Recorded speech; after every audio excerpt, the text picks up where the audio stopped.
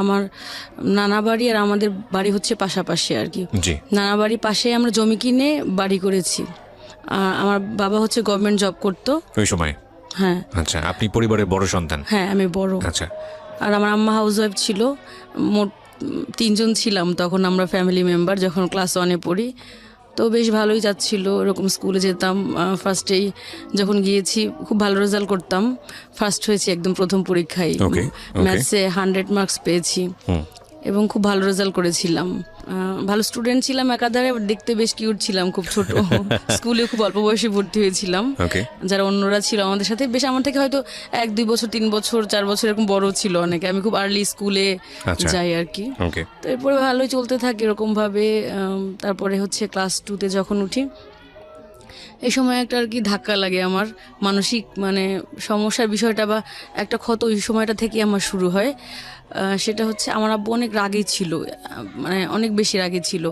মানে অন্য যে আমার চাচা বা ফুপু টুপুর ওনারা এরকম রাগী না, কিন্তু আমার আব্বার রাগে বেসিক্যালি একটু আমি জিনগতই বলবো, কারণ আমিও সায়েন্সে পড়েছি, এই জন্য বিষয়টাই বলবো আর কি। না, অনেকেই এক মিনিট এখানে জিন বলতে অনেকেই বলতে অন্য কিছু বুঝতে পারেন, মানে বংশগতভাবে। এটা আসলে সায়েন্সের টার্ম। হ্যাঁ, এখানে কিন্তু জিন পরির বিষয় না। ওকে, বংশগতি বিষয়ক যেই বিষয়টা সেটা হচ্ছে জিন। আমি ইন ডিটেইলে যাচ্ছি না, আপনারা যদি গুগলে সার্চ করেন তাহলে পেয়ে যাবেন। হ্যাঁ, বলুন।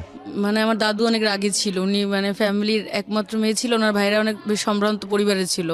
তো ওনার এক ভাই বেশ রাগী ছিল আর কি, একজন মার্ডার হয়েছিল। তো আব্বা হচ্ছে ওই যে মামারদের বংশের ওই রাগী স্বভাবটা পেয়েছিল। আমার দাদা বা আদার্স চাচারা খুব শান্তই ছিল আর কি। তো এই আব্বুর ব্যাড সবকিছুই ভালো, 5 ওয়াক্ত নামাজ রোজা করতো, গভর্নমেন্ট জব করেছে, তারপরে ভালো ছাত্র ছিল, সবকিছুই তার ভালো ছিল, পজিটিভ ছিল, খুব ডিসিপ্লিনড। কিন্তু একটাই ব্যাড হ্যাবিট ছিল, সেটা হচ্ছে কথায় কথায় হাত তোলা আর কি। যে কোনো বাইরে না, যে কোনো, যেমন আমাদের যখন গ্রামে আমাদের বাড়ি আছে, সেখানে চাচাতো ভাই বোনরা ছিল, যৌথ ফ্যামিলি, তো ওদেরকেও নাকি মাঝে মাঝে এরকম জ্বর থাপ্পড় মারতো আর কি। এটা একটা খুব ব্যাড হ্যাবিট ছিল তার। এবং এটা এখন অবশ্য তার প্রতি আমার কোনো রাগ নাই, কারণ এখন সে অনেক লক্ষ্মী হয়ে গেছে আর পরে অনেক ভদ্র হয়ে গেছে, কিন্তু ওই সময়টা আর কি ছিল এরকম। আর বাবা মার সাথে আমার বয়সের ডিফারেন্সও খুব বেশি না, আমার আম্মার সাথে হচ্ছে 16-17 বছরের ডিফারেন্স। আর প্রথম বেবি, বুঝতেই তো পারেন, তারা খুব একদম একেবারে ইয়ং ছিল আর কি, খুব টকবকে আর খুব উত্তেজিত, এরকম এক্সাইটেড স্বভাবে। তো তখন আমার আম্মা হচ্ছে, আমি ক্লাস 2 প্রেগনেন্সি ছিল। তো একদিন হচ্ছে রাতের বেলা খাওয়া শেষ করলাম আমি, তো আব্বু বললো যে আমি ওর খেতে চাচ্ছিলাম আম্মুর কাছ থেকে। আম্মু আবার ড্রাই এই ধরনের মুড়ি বা এরকম খাবার খেতে পারতো, নাহলে ভমিটিং হতো আর কি। তো এরপর আমি চাচ্ছিলাম, ছোট বাচ্চা তো আমি তো সেভাবে বুঝতে পারি না যে আমি খাওয়া শেষ করেছি, আবার আমার খাওয়া উচিত না। তো এই বিষয়টা আব্বু খুব রেগে গেল, সে খুব রাগি, বললো যে ও চাইছে কেন দিলা আর কি, একটা চড় মারলো অনেক। আপনি যখন কোন ক্লাসে? ক্লাস 2-এ পড়ি। তখন তো আপনি বুঝতে পারছেন, মানে আপনার নিজের মেমরি থেকেই বলছেন এটা? হ্যাঁ, বুঝতে পারছি। তো একটা চড় মারলো, শেষে আম্মু হচ্ছে প্রেগনেন্সি ছিল, এটা বুঝতে পারতাম আমি যে অসুস্থ আমার আম্মু, একদম বেডের উপর থেকে নিচে পড়ে গেল আর কি। এই আমার লাইফে আর কি খুব ছোটবেলা থেকে এই মানসিক একটা অশান্তি শুরু হয়ে গেল আর কি, একটা ক্ষত শুরু হলো যে এরকম কেমন পুরুষরা কেন নির্যাতন করবে বা এরকম। সেটা যাই হোক, হয়তো পরবর্তী যে ঘটনাগুলো ঘটেছে হয়তো আমার আম্মার কিছু দোষ থাকতে পারে, কিন্তু সেটা অন্য ব্যাপার। কিন্তু এটা আমার কাছে খুব খটকা লাগলো তখন থেকে। First impression is the last impression. হ্যাঁ, একদম শুরু থেকেই আমি কিছুটা ডিপ্রেসড বা এরকম খারাপ আর কি মনোভাব আমার। তো স্কুলে যাই তখন থেকে আমি খুব মনোযোগ দিয়ে পড়াশোনা করতাম আর কি। যে আমার মানে ছেলেদের সম্পর্কে খুব খারাপই একটা ধারণা ছিল যে হয়তো এরকম বা আমার লাইফে এরকম হতে পারে, আমি বড় হয়ে অফিসার হব বা স্ট্রাগল করবো, পড়াশোনা করব। মানে বেসিক্যালি পড়াশোনাটাকে খুব পছন্দ করতাম আর কি। স্কুলে যেতাম, ও স্কুলটার নাম ছিল একাদে চৌধুরী সরকারি প্রাথমিক বিদ্যালয়, ওখানে আমি পড়তাম। ভালো স্কুল বেশ, ওই সময়ে মানে অন্য স্কুলের তুলনায় খুব উন্নত ছিল আর কি। প্রাইমারি স্কুল তখন কিন্ডারগার্টেন বা ওরকম প্রচলন ছিল, কিন্তু খুব কম। তখনও ভালো ভালো স্টুডেন্টরা, এখন তো পড়ে না, পড়তো প্রাইমারি স্কুলে আর কি। যারা আমরা ওখানে পড়েছি, অনেকে মেডিকেল কলেজে চান্স পেয়েছে, ভালো ভালো জায়গায় চান্স পেয়েছে বা ভালো সাবজেক্টই পড়েছি আমরা। এরপর সেকেন্ড ঢাকাটাকে যখন 4-এ উঠি, আমি খুব ভালো রেজাল্ট করতাম এবং খুব ভদ্র শান্ত ছিলাম অনেক। যেখানে আম্মু দাঁড়া করে রাখতো ওখানেই দাঁড়িয়ে থাকতাম বা এরকম টাইপের ছিলাম। তো স্কুলে গেলাম আর ক্লাস ক্যাপ্টেনও হলাম। আমার নানা আবার স্কুলের প্রধান শিক্ষক ছিল আর কি। তো ওই স্কুলের প্রধান শিক্ষক স্যার আমাকে খুব আদর করতেন, যেহেতু আমি শিক্ষকের নাতনি, এই জন্য অন্যরকম একটা পরিচিতি ছিল। এরপরে যখন আমি 4-এ উঠি, সেকেন্ড ধাক্কাটা আমি ওই সময় খাই। তো ভালো রেজাল্ট করতাম। আমাদের এলাকারই কয়েকটা ছেলে ছিল, আরমান, জিয়া, আবার খালিদ, তারপরে স্কুলে মিঠু, সোহেল, এরকম আরও অনেক ছেলেপেলেরা ছিল। ওরা হচ্ছে আমাকে খুব জেলাস করতাম, ভালো রেজাল্ট করতাম, আর ওরকম আমি মিশতাম না, কারোর সাথে কথাও বলতাম না, একটু মুডি ছিলাম আর কি, মুড নিয়ে থাকতাম, কারণ আমার টার্গেট ভালো রেজাল্ট করতে হবে, বা অলরেডি বাসায় তো টুকটাক আমার প্রবলেম হচ্ছে, এগুলো আমি কখনোই শেয়ার করতাম না। তো ওরা হচ্ছে এরকম আমাকে টিজিং করা শুরু করে, জেলাস করে আর কি, যে আমি ভালো রেজাল্ট করতেছি, আমাকে নিচে নামানোর জন্য বা সামাজিকভাবে প্রতিপন্ন করার জন্য একটা বাজে একটা ওয়ার্ডস দিয়ে, ফেস টু ফেস এরকম একটা শব্দ দিয়ে হচ্ছে টিজিং করতে থাকতো, অলওয়েজই টিজিং করতো এরকম। এটা মোটামুটি ছড়িয়ে দেয় ওই গন্ডিটার মধ্যেই আর কি। তো এরকম টিজিং করতে থাকলো এমনভাবে, এটা না টর্চার পর্যায়ে আর কি, মানে কি যেন face to face face to face করে টিজিং করতো আর কি, একদম গলি টলি মোটামুটি অনেকের মধ্যেই ছড়ালো আর কি, ছেলেদের মধ্যে বিশেষ করে। তখন কোনো মেয়েদের ইন্টিমেসি ইনভলভমেন্ট ছিল না। পরে হচ্ছে আমি খুব একটু ডিস্টার্ব ছিলাম, আর আমার একটু প্রবলেম ছিল, অ্যালার্জি প্রবলেম ছিল, আমার বায়ুবর্ণে অ্যালার্জি ছিল, বেশ ঠান্ডার, আর আমি খুব শুকনা ছিলাম, ঠান্ডা থাকতো এমনি হাত পা অনেক, আর শীতের দিনে এক্সাম থাকলে আমার খুব কষ্ট হতো, আমি ভালো এক্সাম দিতে পারতাম না, কারণ কোল্ড অ্যালার্জি ছিল, নাক দিয়ে পানি পড়তো বা হাত পা ঠান্ডা হয়ে যেত, বেশি রাত জেগে পড়তে পারতাম না, সন্ধ্যার সময় ঘুমায় থাকতে হতো লেপ বা কম্বল গায়ে দিয়ে এরকম। তো ওরা এরকম সবসময় উত্তক্ত করতো আমাকে, কোচিং করতে যেতাম 5 স্কলারশিপের জন্য, তখন উত্তক্ত করতো, সবসময় টিজিং করতেই থাকতো। এতে মানসিকভাবে আমি ডিপ্রেস থাকতাম, কারণ বাসায় তো আব্বা আম্মার মাঝে মাঝে টুকটাক আর কি ঝামেলা হতো, এটা নিয়ে অরিড থাকতাম, ছোট বাচ্চা শেয়ার করতাম না, আবার নেক্সট টিজিং নিয়ে খুব অশান্তির মধ্যে থাকতাম। কাগজ ছুঁড়ে মারতো আমার দিকে, ফুল টুল ছুঁড়ে মারতো স্কুলে যখন পড়তাম, সিঁড়ি দিয়ে ওঠার সময় এরকম। আপনাদের সহপাঠীরা এসব করতো? হ্যাঁ, আমার সহপাঠীরা এসব করতো। তো আমি তখন খুব খারাপ করে ফেলি, খুব আমার স্কলারশিপ পাওয়ার কথা, ট্যালেন্ট ফুল আমি পাই নাই, বৃত্তি পাই নাই, অন্য ছেলেরা যারা এরকম ডিস্টার্ব করতো তাদের মধ্যে একজন পেয়ে গেছে আর কি। ওকে। এবার 6-এ ভর্তি হলাম, গার্লস স্কুলে ভর্তি হলাম, যেখানে টার্গেট ছিল সেখানে অ্যাডমিশন দিয়েছিলাম, পাইনি। Barishal government girls high school, সবচেয়ে ভালো স্কুল মেয়েদের, ক্যাডেট কলেজের পরেই, তো ওখানে পাইনি। আর দূরেও ছিল, আমার বাচ্চা ছিল ছোট ছোট, যেতে পারি না ওইভাবে আর কি। তো জগদীশ সরস্বতী স্কুলে ভর্তি হলাম। এই 2 বছর আমার বেশি একটা প্রবলেম হয় নাই, বাসায় অনেক কাজ টাজ করতাম। তো এই 2 বছর স্কুলে বা বাইরে যাওয়া বেশি প্রবলেম হয়নি, কারণ ওই ছেলেরাও তো আবার ওরা অন্য স্কুলে ভর্তি হয়ে গিয়েছে, বয়েজ স্কুলগুলোতে, রাস্তায় টুকটাক করে টিজিং করতো হালকা, খুব বেশি প্রবলেম হয়নি। আর রেজাল্টও খুব ভালো করেছিলাম, 6-এ খুব ভালো রেজাল্ট করেছি, আর 7-এও খুব ভালো রেজাল্ট করেছি। তো ওখানে পড়তে গিয়ে এমনিতে কোনো সমস্যা ছিল না, কিন্তু আমার একটা ক্লাসমেট ছিল নীলাঞ্জনাশীল, তো ও আমাকে খুব কম্পিটিটর মনে করতো, অন্য সব মেয়েরা খুব ভালো ছিল, তাদের প্রত্যেকের সাথে আমার খুব ভালো অ্যাটাচমেন্ট ছিল। আর ও হচ্ছে একটু জেলাস করতো আমাকে, আর ও শিক্ষকের মেয়ে ছিল, ভুলভাল লেখা রাখতো টিচার, ওকে খুব বেশি মার্কস দিয়ে দিত আর কি এরকম। পরে আমি হাতে নাতে কয়েকটা ধরিয়ে দিয়েছিলাম, তার জন্য ও আমার প্রতি খুব ক্ষিপ্ত ছিল। স্কুলে ডিসপ্লে করতে আমাকে দেয়নি, ও ডিসপ্লে করেছিল। আমার যখন করতে গেলাম, টিচাররা বললো কি তুমি এটা দেখাশোনা করবো, নীলাঞ্জনাকে দায়িত্ব দিল। ও ফার্স্ট এসে আমার ভুল দিল, ম্যাডাম এটা হয় না, এই স্টেপসটা হয় না, মানে আমাকে ডিসপ্লে করতে দিল না। You have very good brain first of all. আপনার এইসব এত ছোটখাটো তো নিশ্চয়ই না, যে কারণে আপনার কাছে বড় নিশ্চয়ই, এবং এই ছোট ছোট বিষয়গুলো একটা সময় গিয়ে জিদ লাগতো, কেন প্রতিবন্ধীদেরকে দেখলে হাসবে। আমি সবসময় হেল্প করার চেষ্টা করতাম, পুরদেরকে বা যারা অসহায় ওদের পাশে দাঁড়ানোর চেষ্টা করতাম সবসময়।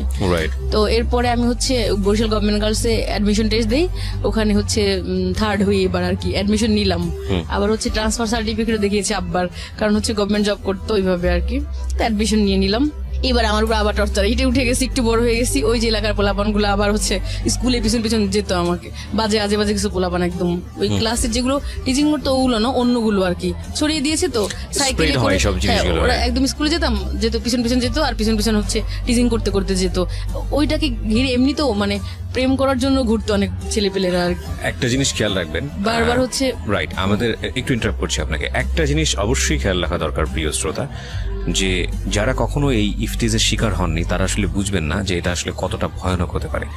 খুব স্বাভাবিক না, একটা মানুষ, আপনি ধরুন আপনি নিজেকে চিন্তা করুন, একটা ছেলে কিংবা মেয়ে না, আপনি ঘর থেকে বের হয়েছেন, আপনার চারপাশের লোকজন আপনাকে অন্য একটা নামে খেপাচ্ছে, 1-2বার সেটা ভালো লাগতে পারে বা আপনি হয়তো নেগলেক্ট করতে পারেন, কিন্তু এটা যদি ঘর থেকে বের হলে কন্টিনিউয়াসলি হতে থাকে এবং উল্টাপাল্টা আচরণ যদি হতে থাকে, তখন কিন্তু আপনি মেন্টালি ইমব্যালেন্স একটা পর্যায়ে পৌঁছে যাবেন। এবং শিশুদের ওই যৌক্তিক ব্যাপারটা কিন্তু মাথায় থাকে না, তখন ওর বয়স কিন্তু শিশু বয়স, এবং এটা কিন্তু র্যান্ডামলি বাড়ছে, যেটা স্কুল থেকে ধীরে ধীরে হাই স্কুলের দিকে যাচ্ছে। এগুলো একটু নোট রাখবেন। বলেন। তারপর হচ্ছে ভালো রেজাল্ট করতে না পেরে আমার বাসায় রাত্রেবেলা ঢিল মারতো, যখন আমি পড়তে বসতাম। আমাদের 5তলা ফাউন্ডেশন ছিল, টিন শেড, ওটা ছাড়া আমাদের আরেকটা বাড়ি আছে, আমরা এখন ওখানে থাকি আর কি, কিন্তু ওই সময় ওইটা ছিল আর কি, ওখানে ভাড়া দিয়ে দিয়েছি। তো ওই রাতের বেলা হচ্ছে কি সন্ধ্যার পরে ইচ্ছা মতো ঢিল ছুটতো আমাদের টিনের উপরে, কেন যে ছুটতো কেউ জানতো না, কিন্তু বড় হওয়ার পরে বুঝতে পেরেছি যে আসলে। আপনার বাবা থাকতো না আপনাদের সঙ্গে? ওই সময় আব্বু তো দূরে চাকরি করতো right, ওই খুলনায় সময় তখন। আপনি মার সঙ্গেই থাকতেন? হ্যাঁ হ্যাঁ, আচ্ছা। আমি, মা আর ছোট দুইটা ভাই বোন ছিল, আর পাশে নানা বাসা ছিল, থাকলে তো আলাদা একটা পরিবার, যেতাম। কিন্তু কেন মারতো সেটা কেউ জানতো না, যে কেন ঢিল মারতো। হয়তো বা আরো ক্ষতি করার চেষ্টা করতে পারতো, কিন্তু আমার 4 মামা ছিল, ধারণা হয়তো আরো ক্ষতি করার চেষ্টা করতো, কিন্তু পারেনি, হয়তো ওই কারণে হয়তো বা ভয় পেতে হতে পারে। এইভাবে আর কি সমস্যাগুলো। আর ওই যখন মানে খোঁজ নিয়ে জেনেছে যে এই শব্দটা দিয়ে আমাকে মানে ক্ষতি করা যায়, আবার ওই শব্দটা ওরাও ব্যবহার করতে লাগলো, স্লোগানের মতো আর কি, মিছিলের মতো এরকম শুরু করলো ওরা। মোটামুটি কলেজের 50-70% মানুষ জেনে গেল আর কি, যেরকম বিষয়টা মানে বারবার ক্রমাগত করতেই থাকলো, আরও ছড়িয়ে পড়লো।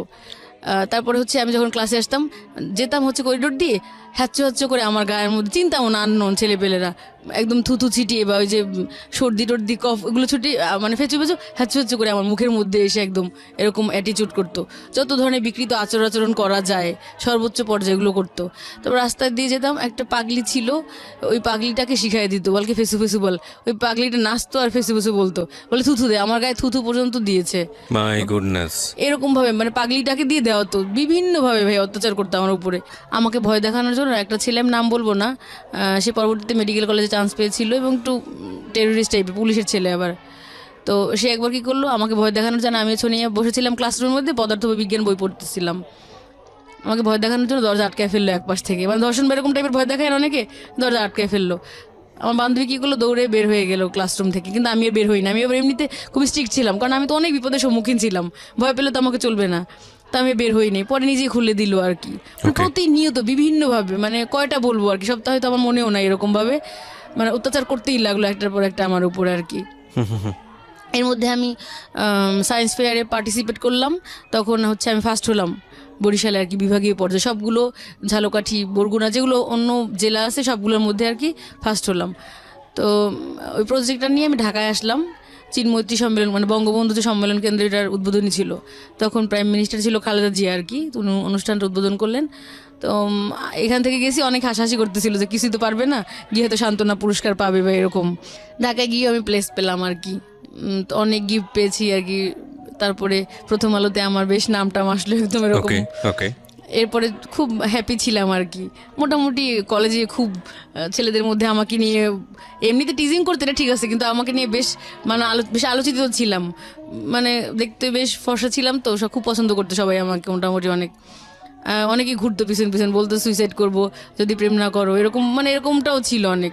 তো যখন আমি ন্যাশনাল অ্যাওয়ার্ড পেয়ে আসলাম, জাহিদ আমার বন্ধু, আমার ক্লাসমেট ছিল, ওই যে একবার টিচিংও করেছিল অলরেডি, ঝগড়া লাগছিল ওর সাথে, ও আমার পেছনে ঘুরঘুর করতে লাগলো আর কি, ঘুরঘুর করতে শুরু করলো, আমাকে পোস্ট কার্ড দিল, অনেকগুলো চিঠি দিল আর কি।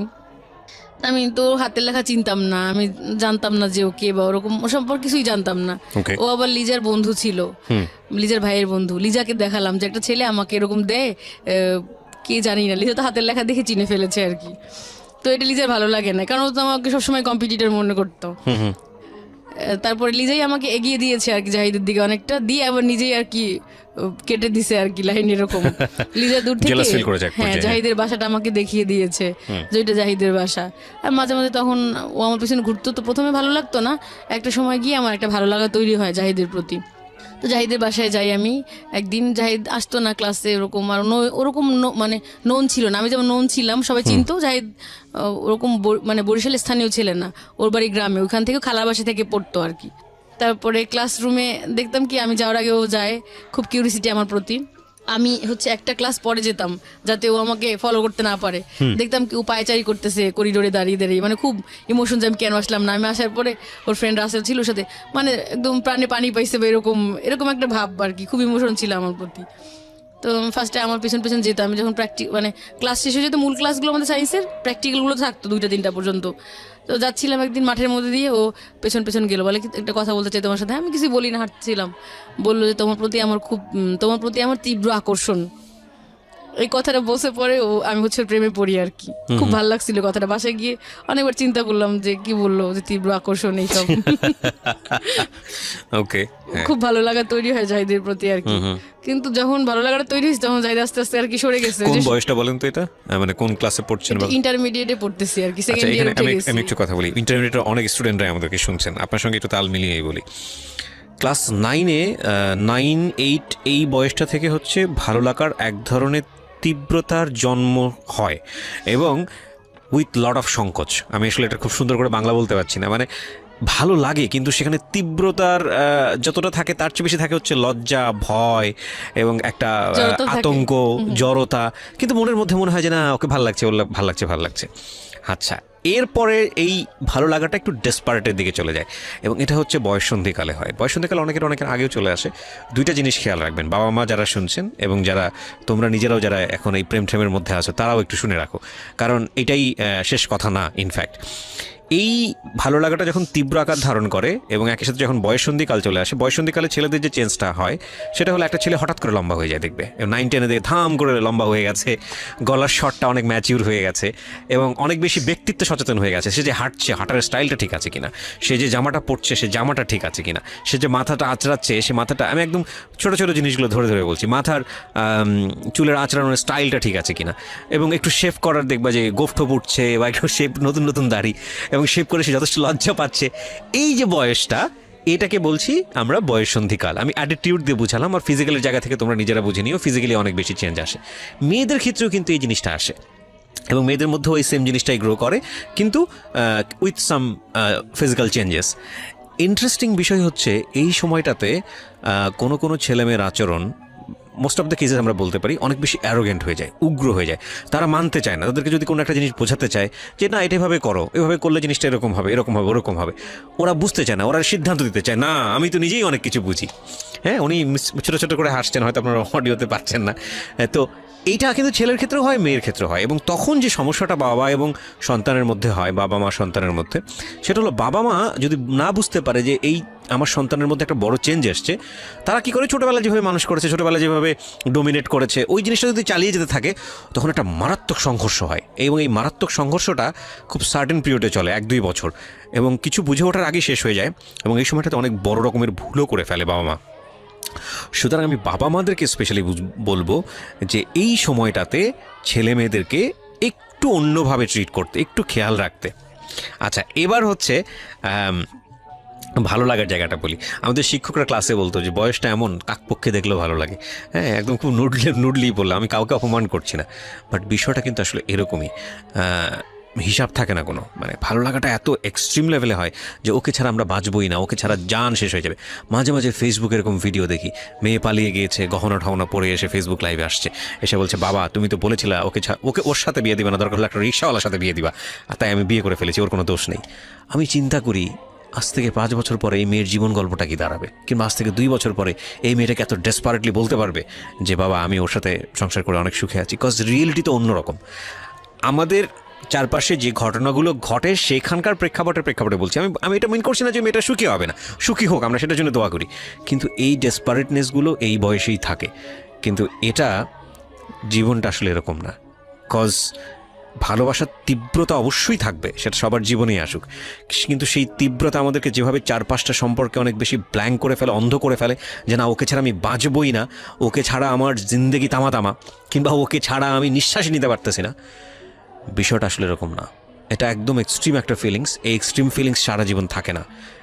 আমি আপনাদেরকে এবং তুমি করে বলি, because you are much younger than me. ওই স্টেজ আমিও পার করে এসেছি। আমি আমার নিজের জীবন থেকে বলছি, ভদ্রমহিলা যিনি এখানে আছেন নিজের জীবন গল্প বলার জন্য, উনি হয়তো এগ্রি করবেন, এটা থাকে না। এবং এটা যখন থাকে না তখন অনেক কিছুর হিসাব শুরু হয়। এই হিসাবে গিয়ে যদি ছেলেটা মেয়েটার কাছে হেরে যায় বা মেয়েটা ছেলের কাছে হেরে যায়, তখন শুরু হয় দুর্বিষহ জীবন।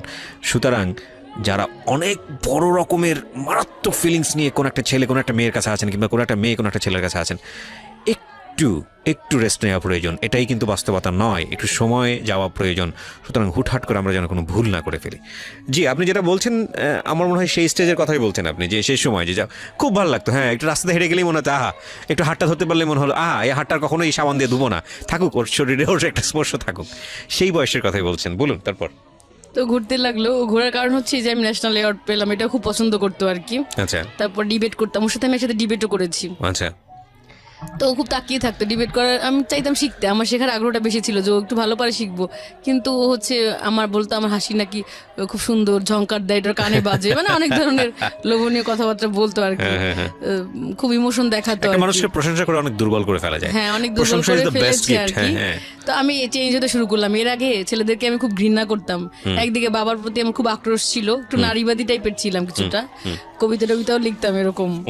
তারপর হচ্ছে আব্বুর বিরুদ্ধেও কবিতা পড়তাম এরকম যে আমরা তো জানি আকাশ আদিম পুরুষ, পৃথিবী রমণী, তবে কেন দু হাতে শিকল পরিয়ে রেখেছো, হাজার বছর ধরে কেন তুমি সূর্য দেখতে দাওনি, এরকম মানে কবিতা টবিতা পড়তাম। তো আব্বু হাসতো বা অবাক হইতো এরকম।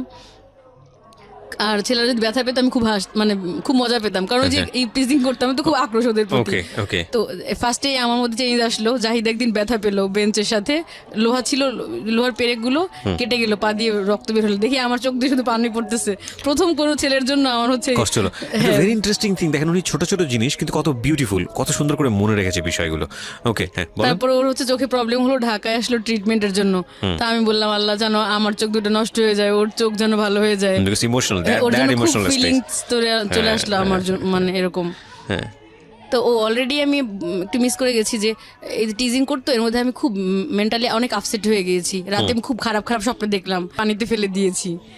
আর একদিন ওদের বাসায় গিয়েছিলাম, যার সময় আব্বু আবার দেখছে যাইতে রিক্সায়, তো এই জন্য সেও একটু সন্দেহ করতো যে কেন গেলো, বা আব্বু তো এমনি রাগি আর সন্দেহবাতিক টাইপের, জি। কিছু বলতো না কিন্তু ইনডাইরেক্টলি একটু টর্চার করতো আর কি। আর যে যখন আমার হচ্ছে ফার্স্ট ইয়ার ফাইনাল পরীক্ষা দিলাম, এটা খুবই দুঃখজনক একটা ঘটনা ছিল আমার জন্য। তো আম্মা অনেক রাগী ছিল আর কি। আমার ভাই যে পড়াশোনা করতো না, সে হচ্ছে সমস্ত বইপত্র সব ফেলে দেয়। আমার ওদিন জুওলজি পরীক্ষা ছিল, আমি আবারও ভালো প্রস্তুতি নিয়ে খুব খারাপ করলাম আর কি। আমার 80 ক্রস করা টার্গেট ছিল, সেখানে আমি 78 পেলাম। তো আমি আবার জিদ করে হচ্ছে পড়াশোনা করতে ভালো লাগতো না, যে এরকম বারবার চেষ্টা করতেছি, বারবার হচ্ছে খারাপ হচ্ছে। এই জাহিদ ঘুরতে লাগলো, তখন এক ধরনের ভালো লাগা অনুভূতি, নিজের মধ্যে চেঞ্জ চলে আসলো অনেক। এর আগে হচ্ছে অনেক সবাইকে আমি মোটামুটি কম্পিটিটর মনে করতাম, যে আমি খুব ভালো রেজাল্ট করবো, কম্পিট করবো, ডিবেট করতাম, এগুলোতে হচ্ছে আমি ফার্স্ট হইতে হবে, আমাকে সবাইকে টপকায় যেতে হবে এরকম। যখন জাহিদের প্রেমে পড়লাম, আমার মানসিকতা একদম চেঞ্জ হয়ে গেল, প্রচন্ড রকম মানবিক। এর আগে একটু অহংকার ছিল অন্যরকম, তারপরে অন্যরকম ব্যাপার ছিল, যেগুলো একদম চেঞ্জ হলো, অনেক ভালো হয়ে গেল মন মানসিকতা। কাউকে আর কম্পিটিশনটা টর মনে করতেছি না, কাউকে জেলাস করতেছি না, কাউকে হচ্ছে ওরকম ভাবে মানে একদম মনে হতো যে ও জিতলে আমি জিতবো আর কি, আমি হেরে গিয়ে ওকে জিতাইয়ে দিই, এরকম একটা মানসিকতা আর কি তৈরি হলো আমার। যাই হোক, এরকম টিজিং তো চলতেই থাকলো। আর জাহিদ আমাকে যে একটু আমি ওর প্রতি উইক হলাম, এর আগে তো ও ঘুরছে আমার পিছনে, যে আমি দুর্বল হলাম, ও আমাকে উল্টা টর্চার করা শুরু করলো, বললো তোরই দোষ, পোলাপান তোরে টিজিং করে কেন, নিশ্চয়ই তুই কিছু করছো, তোরই দোষ। আর লিজাও এরকম ভাবে টর্চার করতে শুরু করলো, বলে যে আমাদেরকে তো কেউ টিজিং করে না, তোমাকেই করে, সেই লিজার অনেক মানে এরকম ভাবে আমাকে মেন্টাল টর্চার করতে লাগলো আর কি। আমি খুব হতাশ আর কি মোটামুটি এরকম। তো পরীক্ষার আগে আমি স্বপ্নে দেখলাম কি যে একটা লাল শাপলা বড় একটা নদীর মধ্যে অনেক চেষ্টা করতেছে টিকে থাকার, আর অনেক ঘোলা পানি আর কি, ওকে বারবার ঢেউ দিয়ে উঠায় ফেলার চেষ্টা করতেছে, ও চেষ্টা করতেছে টিকে থাকার, আর ও মানে পানিটা ওকে উঠে নিতে। একসময় শাপলা শিকড়টা উঠে গেছে একদম, পুরো মূল সহ একদম উঠে গেছে আর কি, এরকম স্বপ্নে দেখছি। এরপর তো পরীক্ষা দিলাম, এপ্রিল মাসে পরীক্ষা শুরু হলো। এর আগের বছরগুলোতে ছেলে মেয়েরা কম্বাইন্ড ছিল আর কি, মোটামুটি দেখে দেখে লেখার সুযোগ ছিল ছেলেদের কাছ থেকে। যে রাকিব, সানজিদ, মিঠুর আমাকে টিজিং করতো, ওদের সাথে আবার মুন্না পাশাপাশি রোল ছিল আমাদের। হ্যাঁ, এমনিতে ওরা টিজিং করতো, কিন্তু কোনো স্ক্যান্ডাল ছড়ায়নি, বা ওদেরটা দেখে দেখে লেখার সুযোগ ছিল, ওরা ভালো ছাত্র ছিল, এমনি দেখাবে আর কি, এরকম হয়তো টিজিং করতো, এরকম মেন্টালিটির। কিন্তু ওই বছর মেয়ে ছেলে আলাদা করে পড়লো। তারপরে বরিশাল কলেজে সিট পড়লো আর কি, 4 তলায় পড়লো, সেখানে কোনো ফ্যান ছিল না, কি যেন একটা গ্যাঞ্জাম হয়েছিল এর আগে, মারামারি কলেজে ফ্যান ট্যান আবার সব নিয়ে গেছে এরকম। তো প্রচন্ড গরম ছিল একদম, গ্রীষ্মের মানে এপ্রিলের দিকে পরীক্ষা। আমার গলার স্বর বসে গেছিল একদম, অনেক সিক থাকতাম, আমার তো অ্যালার্জি আছে, কোল্ড অ্যালার্জি, কফ টফ এরকম ছিল। ছেলেরা খুব ভালো রেজাল্ট করেছে, ওরা দেখে দেখে লিখছে, বা দেখছি আশেপাশে তো তাকিয়ে দেখেছি আর কি। তো এরপরে পরীক্ষা দিলাম ভাই, যখন আমি মানে এমন মানসিক অবস্থা হলো আমার, ডিপ্রেস থাকতে থাকতে, যে আমি ঠিক মতো ওই শিটগুলো ফিল আপ করতে পারতাম না। আমার রোল ফিল আপ করলে মনে থাকে আমি ভুল করছি, মনে হয় এটা করছি, মানে প্রত্যেকটা বিষয় খুব কনফিউজ হয়ে যাচ্ছে। এরকম এই মানসিক অশান্তি শুরু হলো আমার আর কি সেকেন্ড ইয়ার থেকে। টিজিং করতে করতে এমন অবস্থা, জাহিদ আমাকে মেন্টাল টর্চার করতেছে, লিজা করতেছে, তোমাকে কেন বলে, নিশ্চয়ই তোমার প্রবলেম আছে, জাহিদ বল তোর দোষ। তো এতদিন তো সাহস পাইনি, যেই প্রেম মানে ভালোবাসছি, প্রেম করতাম না, তথাকথিত কোনো সম্পর্ক ছিল না, মানে পছন্দ করতাম, তখন সে বলতো যে আমার দোষ, এই জন্য পোলাপান আমাকে টিজিং করে, এইসব মানে আপনার বলতো আর কি। বয়ফ্রেন্ড তখন এই ধরনের কথা হ্যাঁ, বলছে? এগুলো বলতে শুরু করলো আর কি, মেন্টালি টর্চার করা শুরু করলো। এটা আমি খুব ভেঙে পড়লাম মানসিকভাবে আর কি। এরপর থেকে এই যে মানসিক সমস্যাগুলো আমার দেখা দিল, সবসময় খুঁত মনে হয় আমি ভুল লিখছি, তাহলে এটা করছি, যেটা আমি পারি, জানি এইটাই ঠিক, কিন্তু অন্যদের যেটা বলতো ওইটাই আমার মনে হয় যে এইটাই ঠিক। আত্মবিশ্বাসের ঘাটতি, এর আগে এটা আমার ছিল না, এই ধরনের প্রবলেম আমার। তারপরে হচ্ছে সবসময় একটা মানসিক ভুল লিখতাম, মানে হয়তো 5i বা 2s হয়তো মাইনাসের জায়গায় প্লাস, মানে উল্টাপাল্টা করে লিখতাম সবই, কিন্তু উল্টাপাল্টা করে লিখতাম প্রত্যেকটা পরীক্ষা। ফিজিক্স, ম্যাথ আমার খুব খারাপ হয়ে গেল পরীক্ষাগুলো আর কি। তখন আমি বুঝতে পারিনি যে এতটা খারাপ হয়েছে আর কি পরীক্ষাগুলো। যখন রেজাল্ট দিল খুবই খারাপ রেজাল্ট করলাম, 13 অক্টোবর রেজাল্ট দিল, মানে খুব কান্নাকাটি তো করছি, এটা তো বুঝিনি, মান সম্মান তো সব গেছে।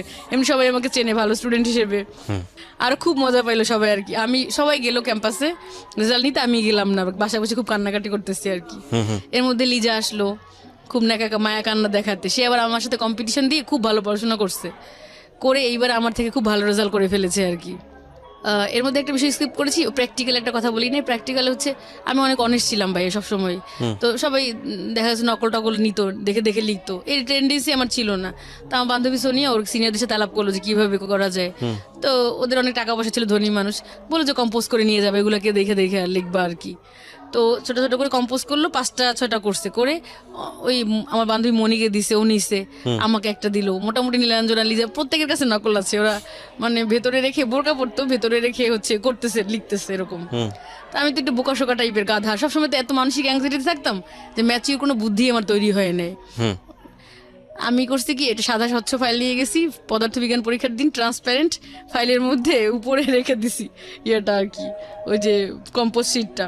আর ওরা তো মোটামুটি বিভিন্নভাবে আর কি রেখেছে, এমনভাবে যে বের করে লিখতেছে। স্যার উঠেই ফার্স্টে আমার ইয়েটা দেখলো আর কি, ফাইলটা খুললো, দেখাই তো যায় এটা স্পষ্টভাবে, দেখলো যে এটার মধ্যে নকল আছে আর কি। আসলে তো আমি এটা নিজে নেই না, ওটা আমার বান্ধবী দিছে পরীক্ষার সময়, আমি এটার মধ্যে ঢুকায় রাখছি। তো স্যার খুব খেপে গেছে যে নকল করে, এই মেয়ে মনে হয় এরকম ভাবে নকল করছে। এসসিতে কি রেজাল্ট করছিল তুমি ফিজিক্সে? আমি বললাম স্যার A+ পেয়েছি। বল নিশ্চয়ই নকল করে পাইছো। আসলে ভাই এরকম আমি কোনোদিনও না, সে তো বিশ্বাস করবে না। তারপর খুব খেপছে আমাকে ফেল করাই দিবে আর কি। তা আমি আবার টেস্টে প্লেস পেয়েছিলাম। স্যাররা অনেক, স্যারদের সাথে খুব ভালো রিলেশন ছিল, বিশেষ করে ম্যাথ আর বোটানি টিচারের সাথে খুবই ভালো সম্পর্ক ছিল। ওই 2জন টিচারের প্রিয় ছাত্রী ছিলাম আমি আর কি। তো এই স্যাররা বললো যে না আসলে এরকম ওরকম না, হয়তো ভুল কি বলছেন জানি না, হয়তো ন্যূনতম একটা মার্কস দিয়ে পাস করাই দিছে হয়তো বা, এই জন্য স্কোর আরও খারাপ হয়ে গেল আমার। তো খুবই খারাপ রেজাল্ট করে ফেললাম, মেডিকেল কলেজে তার পরীক্ষা দিতে পারবো না। কি যে খারাপ সময় গেছে আমার লাইফের, নিশ্চয়ই একদম জীবনটা ভাই আমার অন্ধকারে হারিয়ে গেছে এরকম। খুবই মানসিকভাবে ভেঙে পড়ছি আমি। প্রতি রাতে আমি বসে থাকতাম চেয়ারে, ঘুমাতে পারতাম না, মনে থেকে সুইসাইড করি। আব্বা আম্মা মানে খুব অরিড থাকতো, তারা শান্তিতে ঘুমাতে পারতো না আর কি। এরপর আম্মা টর্চারে আর মামিদের টর্চারে একদম অতিষ্ঠ হয়ে গেলাম আমি। পরে আমি সিদ্ধান্ত নিলাম যে প্রপোজালটা আসবে, যে আসুক, কানা খোড়া যে আসুক, আমি তাকেই বিয়ে করবো আর কি, এরকম টার্গেট করলাম। এরপর প্রপোজাল আসলো, এবার বিয়েতে রাজি হয়ে গেলাম। আম্মা তো হেবি খুশি। এবার খুঁজে খুঁজে ভাইয়া শহরের মধ্যে অনেক ভালো ভালো ছেলেরা ছিল, আমাকে পছন্দ করতো বা বেশ সচ্ছল পরিবারের ছেলে ছিল, কিন্তু আমার না খুব আনইজি লাগতো যে বিয়ে করবো, তারা জানবে যে ফেসু ফেসু ডাকে, দেবর বা ননদ থাকলে না হাসে, কি করে, সবসময় এরকম একটা মানসিক এংজাইটির মধ্যে থাকতাম। আমি ভাবছিলাম যে বিয়েই করবো না আর কোনো দিন। প্রচণ্ড একটা অশান্তির মধ্যে দিয়ে যাচ্ছি না আমি, প্রচুর স্ক্যান্ডাল ছড়িয়ে গেছে এরকম। তো এরপরে হচ্ছে গ্রামের দিকে ছিল বাড়ি, ইঞ্জিনিয়ার, ভাবলাম যে গ্রামের দিকে বাড়ি, অনেক দূরে আমাদের থেকে, হয়তো জানবেই না কোনো দিন, তাহলে এখানেই রাজি হয়ে যাই। বেশ ধনী, মানে ধনীও না, সাধারণ পরিবার একদম। ইচ্ছা করলে আমি অনেক ধনী পরিবারে বিয়ে করতে পারতাম এরকম, বা অনেক ফ্যাসিলিটি দিয়ে বিয়ে মানে অনেক গর্জিয়াস অনুষ্ঠান হইতো এরকম, তাই রাজি হলাম। কিন্তু ভাই ওর মা ঠিকই খোঁজ নিছে, মা খুব মানে শাশুড়ি আম্মা খুব চালু ছিল আর কি, চালাক। ঠিক ভাই ওই শাহাবুদ্দিন, নীলাঞ্জনাশীল একদম তাদের কাছে এসেই পৌঁছাইলো। তারা বলছে পাগল, এই সেই, মানে টিজিং করে ছড়াইছে। পরে এমন একটা অ্যাটিটিউড করতো সবাই যে বলতো পাগল বা আজে বাজে, মানে যা মন চায় যার যেরকম ভাবে বলতে লাগলো তার কাছে। সে প্রথমে খুব আদর করছিল আর কি, খুব ভালোবাসছিল, বাণিজ্য মেলায় নিয়ে গেল, খুব ছবি তুললো আমার সাথে, খেতে গিয়েছি রেস্টুরেন্টে। কিন্তু যখন ওই যে ওরা বলছে এগুলো, তখন আমার প্রতি আরও তার খুব ক্ষোভ আর কি। পারলে এড়াই যায় বিষয়টা। তারপর কিন্তু তার ছেলে আবার খুব পছন্দ করলো আমাকে দেখে, তো এবার বিয়ে ঠিক হলো।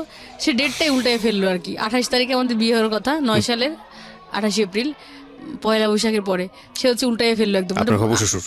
শাশুড়ি। ওকে। মানে নার্ভাস হয়ে গেলাম যে কি ব্যাপার। আর বিয়ের ব্যাপার ভাই এরকম মেয়েদের যে একবার যদি বলে দেন, যেরকমই হোক, হাই স্ট্যাটাস আর লো স্ট্যাটাস হোক, একবার যদি বলে ফেলেন মানুষকে, না করেন, তাহলে ভাববে কি মেয়েটার হয়তো দোষ আসছে কোনো। এই জন্য মনে হয় বিয়েটা নিজে যদি ভেঙে দেন তাও মানুষ আপনাকে ওইভাবে মানে ট্রিট করবে। আর জাহিদ তো অলরেডি অন্যরকম হয়ে গেছে, সে এখন বড় অফিসার হয়ে গেছে। মাঝে মাঝে কথা হয় ফোনে তার সাথে, কিন্তু কিছু বলে না, পজিটিভ ছাড়েও না, মানে ফ্রেন্ডশিপ রাখছে। কথাটা তো বলতো, রাতে ফোন টোন দিত, কিন্তু কোনোদিন বলে না বিয়ে করবে, এগুলো বলে না, বা ছেড়ে দিছে তাও বলে না। বলতো ছোট এখনো, এখন নতুন চাকরি পাইছে, ভাইকে প্রাইভেট বিশ্ববিদ্যালয়ে পড়াচ্ছে আর কি, এরকম বলতো। এখন কিছুই বলতো না আর কি। কী করব, সিদ্ধান্ত নিলাম বিয়ে করব। পরে হচ্ছে শাশুড়ি আম্মায় একটু খেপে গেলো আর কি আমার প্রতি, জানলো যখন এগুলো, তো বিয়ে ডেটে চেঞ্জ করে ফেলে। পরে 29 তারিখ, শাশুড়ি মা মানে হচ্ছে হবু শাশুড়ি, তখন তো হয়নি। হ্যাঁ, পরে হচ্ছে বিয়ে হবে। শুরু থেকেই ভাইয়া বিভিন্ন ধরনের মানে শুরু করলো। প্রথম দিন যদি আমাদের আক্ত হয়ে মসজিদে হয়েছে, বাসা আসতে দিবে না আমাদের বাসায় আর কি, বিয়ে করে চলে যাবে ওদের, মানে ওর খালা বাসায় উঠছিল না ওখানে আর কি। আমাদের সবাই মামা মামি খালামুনিরা অপেক্ষা করতেছিল যে ও আসবে, ওর বন্ধুদের নিয়ে দেখা করবে, যে ছেলেটা কেমন, দেখে নাই আর কি তারা কেমন, আসতে দিবে না। পর অনেক রিকোয়েস্ট করলাম সবসময়, মানে সে এমন একটা ট্রাপ তৈরি করে রাখলো যে সব কিছু তার কাছ থেকে পারমিশন নিতে হবে, আর তার ছেলে তার পারমিশনেই চলে, এটাও সত্য কথা। রিকোয়েস্ট করতে করতে আসতে দিল, আধা ঘন্টা তার টাইম বেঁধে দিল যে আধা ঘন্টা থাকতে পারবে। ওর 5টা ফ্রেন্ড নিয়ে আসলো। তারপরে ফোন দিয়ে বললো যে তোমাদের বাসা থেকে 3 ভরি চেইন কেন দিল না। আমি বললাম যে 3 ভরি চেইন কখনো দেয়? 3 ভরিতে তো সীতাহারি বানানো যায়, তাহলে এইটা কেন? সেটা প্রত্যেকটা বিষয় নিয়ে আমার দোষ ধরতে লাগলো আর কি।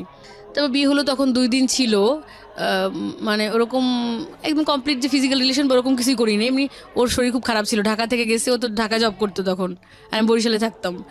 তো গেছে, ওর জ্বর ছিল বা ওরকম গল্প টল্প করছি, বা মোটামুটি হালকা কথাবার্তা, ও ক্লান্ত ছিল, অনেক অসুস্থ ছিল। তো এরপরে 2 দিন ছিল আমাদের বাসায়। আর অনুষ্ঠানটা আমার আব্বাই আর কি অ্যারেঞ্জ করেছিল আর কি, আমাদের বাসায় হয়েছিল, ওরা কোনো অনুষ্ঠান করে নাই। তারপর গায়ে হলুদের কাপড় যখন পাঠাইতে বলছিলাম, পাঠায় না, বলে কি এখনই কি তুলে নিচ্ছি আপনাকে, যে এখনই দিতে হবে সব, এই সে এরকম করে। তাই আমি ভাবছি যেহেতু এটা বলছে, মনে হয় পরে বিশাল করে আর অনুষ্ঠান করবে হয়তো, বা এরকম বলছে, ওরা আশ্বাস দিছে আর কি। তো এরকম ভাবে কিছুই করে নাই, সব আমার যতটুকু করে আমার আব্বাই করছে আর কি। তা আমার আব্বাকে আমি বলছি কি, আব্বা বরিশালের সবচেয়ে বড় ক্লাব হচ্ছে বরিশাল ক্লাব, ওইখানে আমাকে হচ্ছে অনুষ্ঠান করে দিবা আর কি। কিন্তু ও মনে মনে কুবুদ্ধি, কিছুই করে নাই। পরে হচ্ছে আর আসলোই না ভাইয়া 6 মাস। কেন আসলো না জানি না, হয়তো বিভিন্ন কারণে ক্ষিপ্ত ছিল না কি, কিছুই বললো না, নতুন জবে জয়েন করেছে, সেই কারণে হইতে পারে, জানি না। আমি এগুলো আসলে অজানাই রয়ে গেলো আমার কাছে, আসলো না। ওঠা তো আমি শুরু করতে চাচ্ছি আর ফোকাস করতে চাচ্ছি হচ্ছে আমি যার ফ্যান, সে হচ্ছে এই উপমহাদেশের বরেণ্য রক লিজেন্ড জেমস ভাই। তো ওনার পার্ট থেকে আমি অ্যাকচুয়ালি চাচ্ছি শুরু করতে। তার আগে আমি আপনাকে একটু নিয়ে যেতে চাই পিছনে। সেটা হচ্ছে আপনি যে পরিবারে বড় হয়েছেন, আপনার বাবা কি করতো? আমার বাবা ব্যবসা করতেন, এখনো ব্যবসা করেন। ব্যবসা করেন। ক ভাই বোন ছিলেন আপনারা? আমি, আমার এক ভাই, আমার আর কোনো ভাই নাই, আর আমার 3 বোন।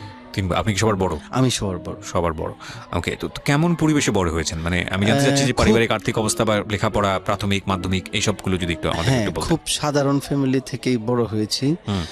পড়াশোনা করেছি কিশোরগঞ্জ সাধারণ স্কুল কলেজে পড়াশোনা করেছি। সৌভাগ্য হয় নাই ভালো কোথাও মানে পড়াশোনার চেষ্টা করেছি। সৌভাগ্য হয়নি?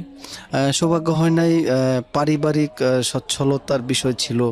তারপর যখন স্কুলের গণ্ডি পেরিয়ে কলেজ লাইফ আসলো, তখন আবার ওই জেমস ঘরানার ভিতরে চলে যাওয়া। না, জেমস ঘরানার ভিতরে চলে যাওয়া কোন বয়স এটা? এটা আসলে 93-94 থেকে আমি চাচা মামাদের সাথে গানগুলো শোনা হইতো। কিন্তু যখন 97 বা 98 তখন আমি ওই হাই স্কুলের স্টুডেন্ট, তখন থেকেই আর কি আমি মানে বেশি রকম আপনার ওই ওনার ওই আপনার আসক্তি হয়ে যাওয়া, যার জন্য আসলে পড়াশোনার মনটাও একটু মানে গানের প্রতি এত অ্যাডিক্টেড হয়ে গিয়েছিলেন যে আপনি মানে পড়াশোনার প্রতি তেমন একটা মন বসতো না। হ্যাঁ, এক্সাক্ট তাই। ওকে, তো তারপরে কি হলো? এটা নিয়ে ফ্যামিলি থেকে চাপ দিত না, মারধর করতো না? প্রচুর চাপ দিত, সবসময় চাপ দিত। কারণ আমি আপনার এই তখন একটা হয়তো কি যে ফ্যামিলি থেকে 2 টাকা বা 1 টাকা পেতাম স্কুলের টিফিনের জন্য, আর ওই পয়সাটা জমি আর কি জেমস ভাইয়ের যে নতুন অ্যালবামগুলো আসতো মিক্সড হোক বা একক অ্যালবামগুলো ছিল, এগুলো কিনতাম কিনে শোনার জন্য। ওকে। ট্যাপ রেকর্ডারের সেই ফিতার ক্যাসেট নষ্ট হয়ে যেত, 3-4 কপি করে কিনতে হইতো। জি। তারপরে ওনার পোস্টার ছবি কিনতে হইতো ঘরে টানানোর জন্য, যার জন্য এই মানে একটু পেরেশানিতে থাকতাম আসলে পয়সাগুলা কালেক্ট করার। আচ্ছা। তারপরে ঢাকায় যখন কনসার্ট দেখতে আসতাম তখন প্রথম কনসার্ট কবে দেখেছিলেন মনে আছে? আমি কনসার্ট দেখেছি প্রথম হচ্ছে 97-এ ঢাকায়। আচ্ছা। 97-এ। ওকে। আর আপনার কনসার্ট দেখার জন্য যখন আমি ঢাকা আসতাম, মানে একটা ঘটনা আমি আপনাদের সাথে শেয়ার করি। নিশ্চয়ই। খুব 99 বা 2000, এই মুহূর্তে আমি এক্সাক্ট টাইমটা বলতে পারতেছি না। ওই যে ঢাকা আপনার ওই যে এখন বঙ্গবন্ধু স্টেডিয়ামে আপনার ওই যে বিসিবির শো ছিল, ক্রিকেটের আপনার ওই যে বাংলাদেশ টেস্ট স্ট্যাটাস পাওয়ার পরে যে একটা শো ছিল, এই শোতে আসছিলাম। আমি 50 টাকা নিয়ে ঢাকা আসি। তখন আমি আমাদের গফরগাঁও থেকে ট্রেনের ছাদে করে কমলাপুর আসি। আচ্ছা। কোনো খরচ হয় নাই, কারণ আমার টার্গেট ছিল এই টাকার মধ্যে শো দেখতে হবে, ব্যাকও করতে হবে, হ্যাঁ, খরচ সব এটার ভিতরে করতে হবে। তখন দেখা গেল যে এই শোতে আপনার পুলিশের আঘাতে আমার এই যে হাতে ফ্র্যাকচার হয়।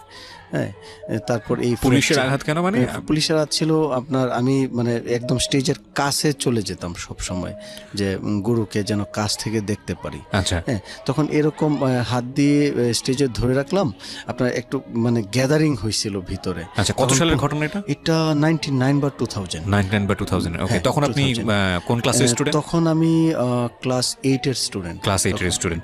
ওর ডেডিকেশনও দেখবেন প্রিয় শ্রোতা। ওর লাইফের স্টোরি বলতে গেলে আমি যেটা বোঝাতে চাচ্ছি যে ছোটবেলার গল্প, আসলে তেমন কোনো গল্প নাই। এবং ও ক্লাস 8-এ থাকা অবস্থায় জেমসের গানের কি পরিমাণ ফ্যান, ওর মধ্যে মানে ওর ভেতরে জন্ম নিচ্ছে রক গানের প্রতি, এবং সেখানে স্পেশালি জেমসের প্রতি যে ভালোবাসাটা। এবং এটা ওকে কোথায় নিয়ে গেছে সেটা আপনারা যখন ধারাবাহিকভাবে জানবেন, সামনের দিকে আমরা আগাবো, তখনই বুঝতে পারবেন। হ্যাঁ, তো ফ্র্যাকচার হয়ে গেল, মানে ঘটনাটা কি ঘটেছিল? ঘটনাটা ঘটেছিল আমি স্টেজের কাছাকাছি চলে গিয়েছি। তখন আমি স্টেজে এরকম হাত দিয়ে ধরলাম, আর এরকম মানে পুলিশ লাঠি চার্জ চলতেছে ভিতরে। তো হুট করে একটা আঘাত আমার ওই যে বাঁ হাতের উপরে আর কি পড়লো। তখন আর কি একটু ফ্র্যাকচার, একটু না বেশ মানে পুরো ফ্র্যাকচার হয়ে যায়। আর এই ফ্র্যাকচার হাত নিয়ে আমি কিন্তু পুরো শো শেষ করেছি, গান শুনেছি। তারপর আপনার কমলাপুর রেলওয়ে স্টেশন আমি হেঁটে গিয়েছি। হ্যাঁ, এই ফ্র্যাকচার পেইন ছিল অনেক। আর সারা রাত স্টেশনেই ছিলাম, এরপর সকালের ট্রেনে আমি ব্যাক করি। এই শুধু তাকে দেখার জন্য এবং গান শোনার জন্য? হ্যাঁ, তাকে দেখার জন্য, তাকে শোনার জন্য। ওকে। তারপর এটা ছিল। তো বাসায় যাওয়ার পরে কি হলো? আপনি যখন হাত দেখালেন বা কিছু করলেন? বাসায় যাওয়ার পরে তো বাসায় জায়গা দিচ্ছে না, এখন কি করব, মানে বাবা জায়গা দিচ্ছে না, মা জায়গা দিচ্ছে। হ্যাঁ, তারপরে আপনার ওই ট্রিটমেন্ট, আম্মু ট্রিটমেন্ট করাইছে, এরকম ছিল। তারপর দেখা গেল যে উনি আমাদের কিশোরগঞ্জে গিয়েছিলেন 98-এ। 98-এ কিশোরগঞ্জ গিয়েছিলেন, তখনও আমি একটা অ্যাক্সিডেন্ট করি। আপনার ওই শোতে যাওয়ার আগে রাস্তা অ্যাক্সিডেন্ট করি, সাইকেল অ্যাক্সিডেন্ট। আর দুর্ভাগ্যবশত আমার এই যে ডান হাতটা এইখানে একদম পুরো আপনার কেটে যায়। হ্যাঁ, এই কাটা হাত নিয়ে আমি কনসার্টে গিয়েছি। তারপরে একদম কনসার্ট শেষ করে এসে তারপরে আমি আপনার ওই হসপিটাল থেকে আর কি হাত সেলাই করি। মানে আমি চেয়েছি যে জেমস ভাই যে এসেছেন, ওনাকে আমি দেখার জন্য আসছি, ওইটা আমার আগে শেষ করতে হবে। আমি কি পেলাম না এগুলো হচ্ছে পরে। ওনার সাথে আমার প্রথম দেখা হয় 2002-এ হচ্ছে ভালো করে দেখা হয়। এমনিতে 99-এ বা 2000-এ দেখা হয়েছে, কিন্তু এইগুলো হয়তো উনিও মনে রাখে নাই, বা মানে মানে এরকম একটা পরিবেশে দেখা হয়েছে যে মনে রাখার মতো কথাও না। হাতির পুলে সাউন্ড গার্ডেন স্টুডিওতে গিয়েছি, দেখা হয়েছে, অনেক ভক্তরা আসতো, উনিও আপনার সবাইকে টাইম দিত, ওইভাবে স্পেসিফিক হয়তো ওনার মনে থাকার মতো না। কিন্তু 2002-এ আমি ওনার সাথে ফোনে কন্ট্রাক্ট করে এসেছি যে গুরু আমি আপনার সাথে দেখা করতে আসব।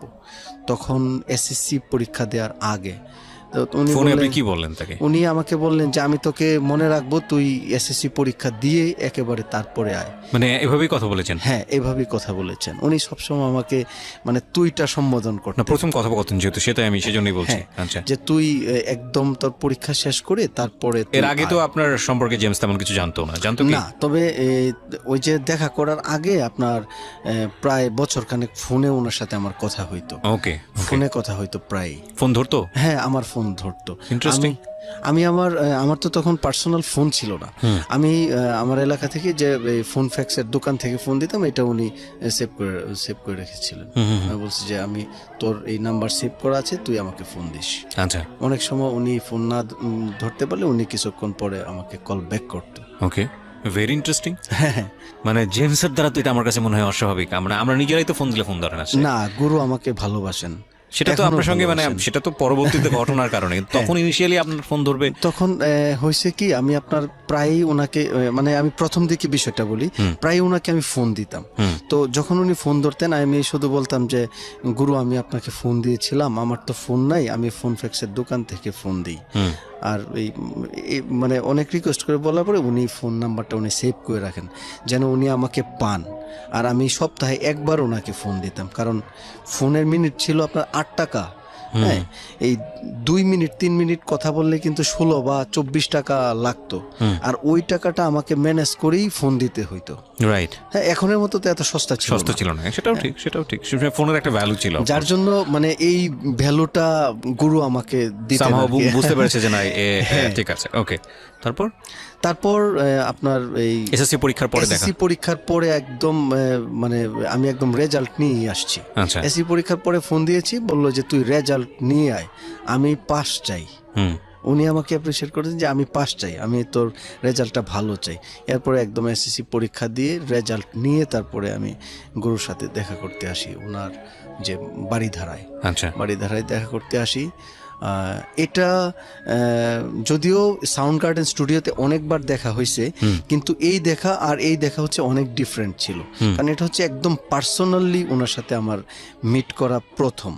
হ্যাঁ, আসলেন আপনি? উনি তো বললো যে তুমি এই দিন আসবা, বলছিল নাকি? আমাকে উনি টাইম দিয়েছেন যে তুই এই দিন আসবি। হ্যাঁ, এসে এই অ্যাড্রেস দিয়ে দিছে যে তুই গেটে এসে আমার কথা বলবি আর আমাকে তুই ফোন দিস। হ্যাঁ, আমার তো ফোন নেই, আমি একদম ঠিকানা মতো চলে আসছি। আমার একটা ফ্রেন্ড আর একজন বড় ভাই ঢাকা থাকে, ওদেরকে নিয়ে আসছি। আসার পরে তো আপনার দারোয়ান ঢুকতে দিবে না, বলে কি যে এরকম ভক্ত তো অনেক আসে, প্রত্যেক দিন আসে, দিনে রাতে কন্টিনিউ আসতেছে।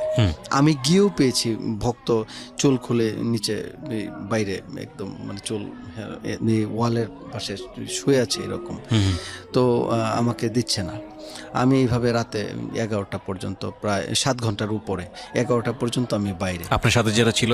আমার সাথে যারা ছিল তারা আধা ঘন্টা 1 ঘন্টা পরে দুইজনই চলে গেছে। আচ্ছা, কারণ তারা ঢাকা থাকে, তাদের আর এটা মানে ভালো লাগতেছে না। তারা জাস্ট আমাকে মানে চিনানোর জন্য আমার সাথে আসছিল। ওকে। আর একটা ফ্রেন্ড ছিল যে আমার সাথে কিশোরগঞ্জ থেকে এসেছিল, ওর নাম লিখন। ও গুরুর ভক্ত, ও আমার সাথে ছিল। আচ্ছা। আর বাকি দুইজন চলে গিয়েছিল। ওকে।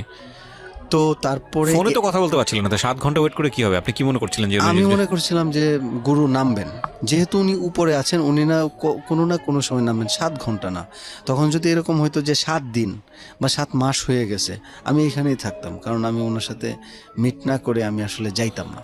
আচ্ছা। হ্যাঁ, আমি ওনাকে বলেছিলাম যে পাস করেছি, উনি বলছে যে মিষ্টি খাবো, আমি মিষ্টি নিয়ে আসছি। হ্যাঁ, তো আমি মিষ্টি নিয়ে আসছি, পাস করেছি। তারপরে প্রথম এরকম দেখা হবে গুরুর সাথে, মিষ্টি নিয়েই ওয়েট করতেছেন? হ্যাঁ, আমি নিয়েই ওয়েট করতেছিলাম। আচ্ছা। তো এর মাঝখানে অবশ্য গুরু 9টা বা 9:30টার দিকে উনি জানতে পেরেছেন যে আমি আসছি, কারণ ওনার বাসার একজন আপনার ছেলে সে আসছিল নিচে, ওকে দারুণ বলছে যে কিশোরগঞ্জ থেকে এই যে 2টা ছেলে ওয়েট করতেছে। ও আমাকে জিজ্ঞেস করলো যে তোমরা কোথায় এসছো? বললাম যে ভাইয়া আমরা তো আসছি কিশোরগঞ্জ থেকে, গুরু টাইম দিয়েছেন, আজকে আমার আসার কথা। আর আমার নাম প্রিন্স, ওনাকে বললে উনি আমাকে চিনবে। আর এই যে ওনার নাম্বার, আমি তো ওনাকে কল দিতে পারতেছি না মোবাইলের জন্য। পরে সে বলছে যে তোমরা একটু ওয়েট করো, আমি বসের সাথে কথা বলি।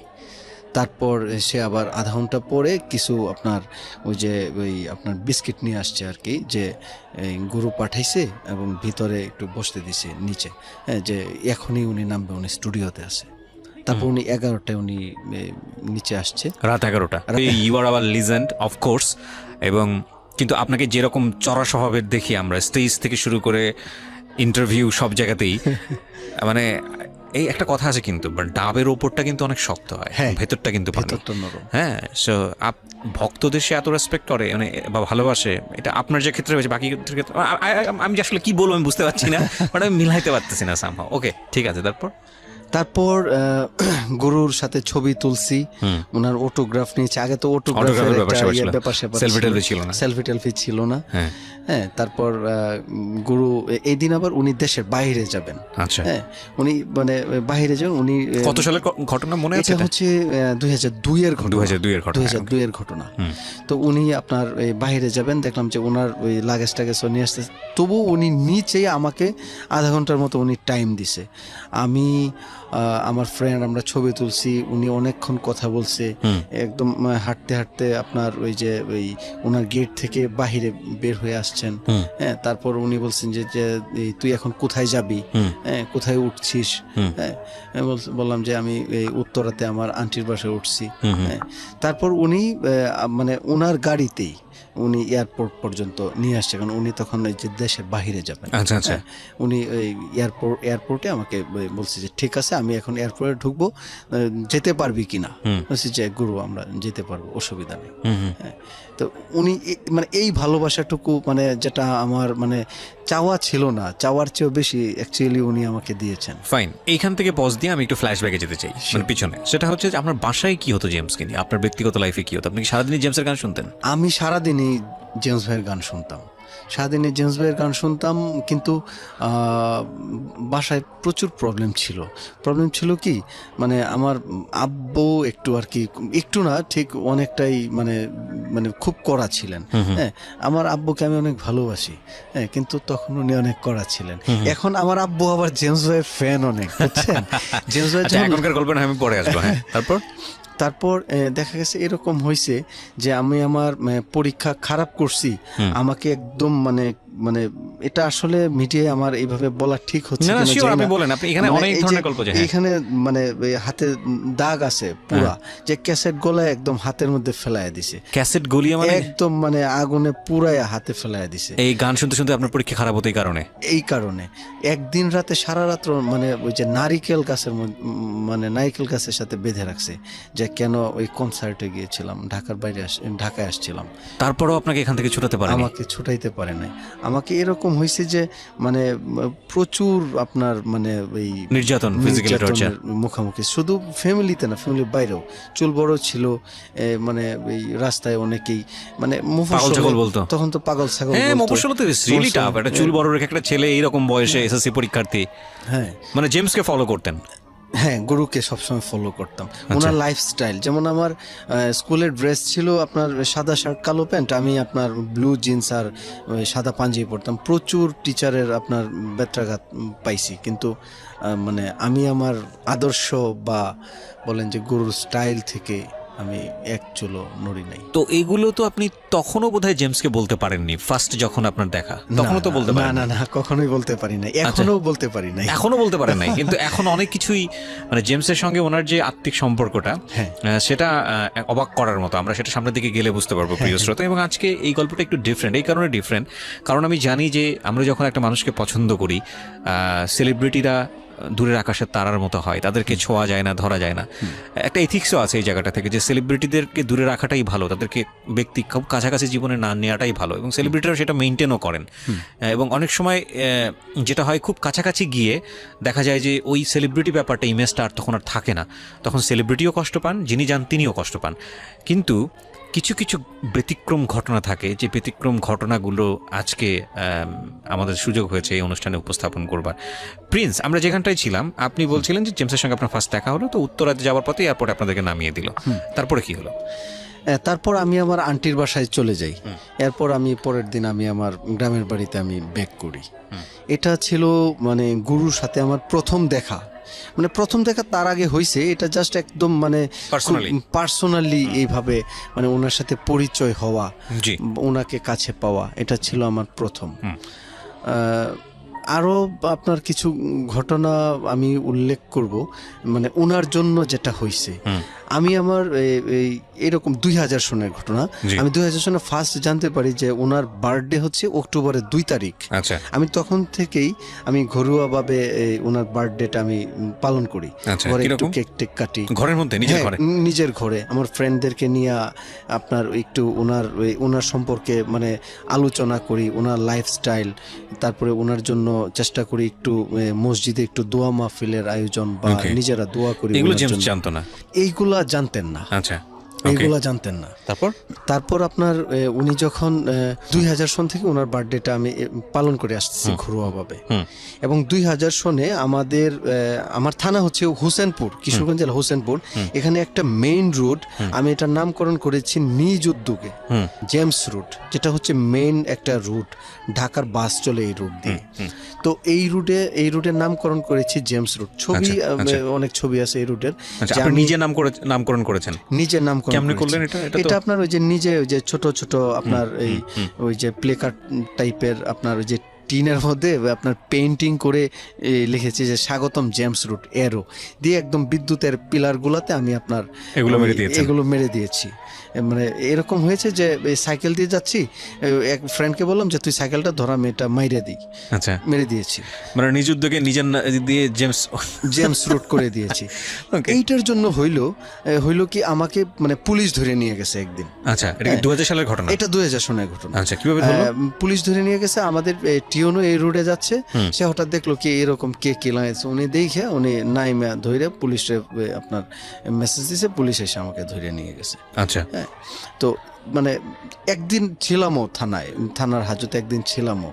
তো কি করলো, আমাকে বন্দি করলো একদিনের জন্য। ভালোবাসা তো আর বন্দি করতে পারে না। এখনো জেমস রোড নামে সবাই চিনে। আসলে এই কোন রোডটা এটা বলেন তো? এটা আমার হোসেনপুর উপজেলা, কিশোরগঞ্জ জেলা। কিশোরগঞ্জ জেলার হোসেনপুর উপজেলা। এটা হচ্ছে আপনার এই রুটটা কলেজের মোড় থেকে একদম হসপিটাল মোড় পর্যন্ত একটা রুট, প্রায় 1 কিলোমিটারের মতো পাকা রাস্তা। তো মেইন রোড, ঢাকার বাস চলে হচ্ছে এই রোডে। ওইটুকুর নাম হয়েছে জেমস রোড। সবাই জেমস রোড নামে চিনে। আচ্ছা, এই জেমস রোডের আশেপাশে যদি কেউ থেকে থাকেন আজকে আমাদের স্টুডিওতে যারা শুনছেন, তারা প্লিজ এই রোডটার ছবি তুলে আমার ফেসবুকে এটা পোস্ট করবেন, আমি একটু দেখতে চাই এই রোডটা।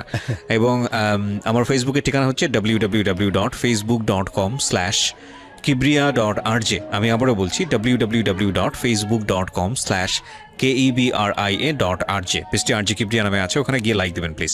হ্যাঁ, বলেন। তারপর আমাকে তো জেলে রাখতে পারলো না, একদিন পরে আমি তো চলেই আসলাম।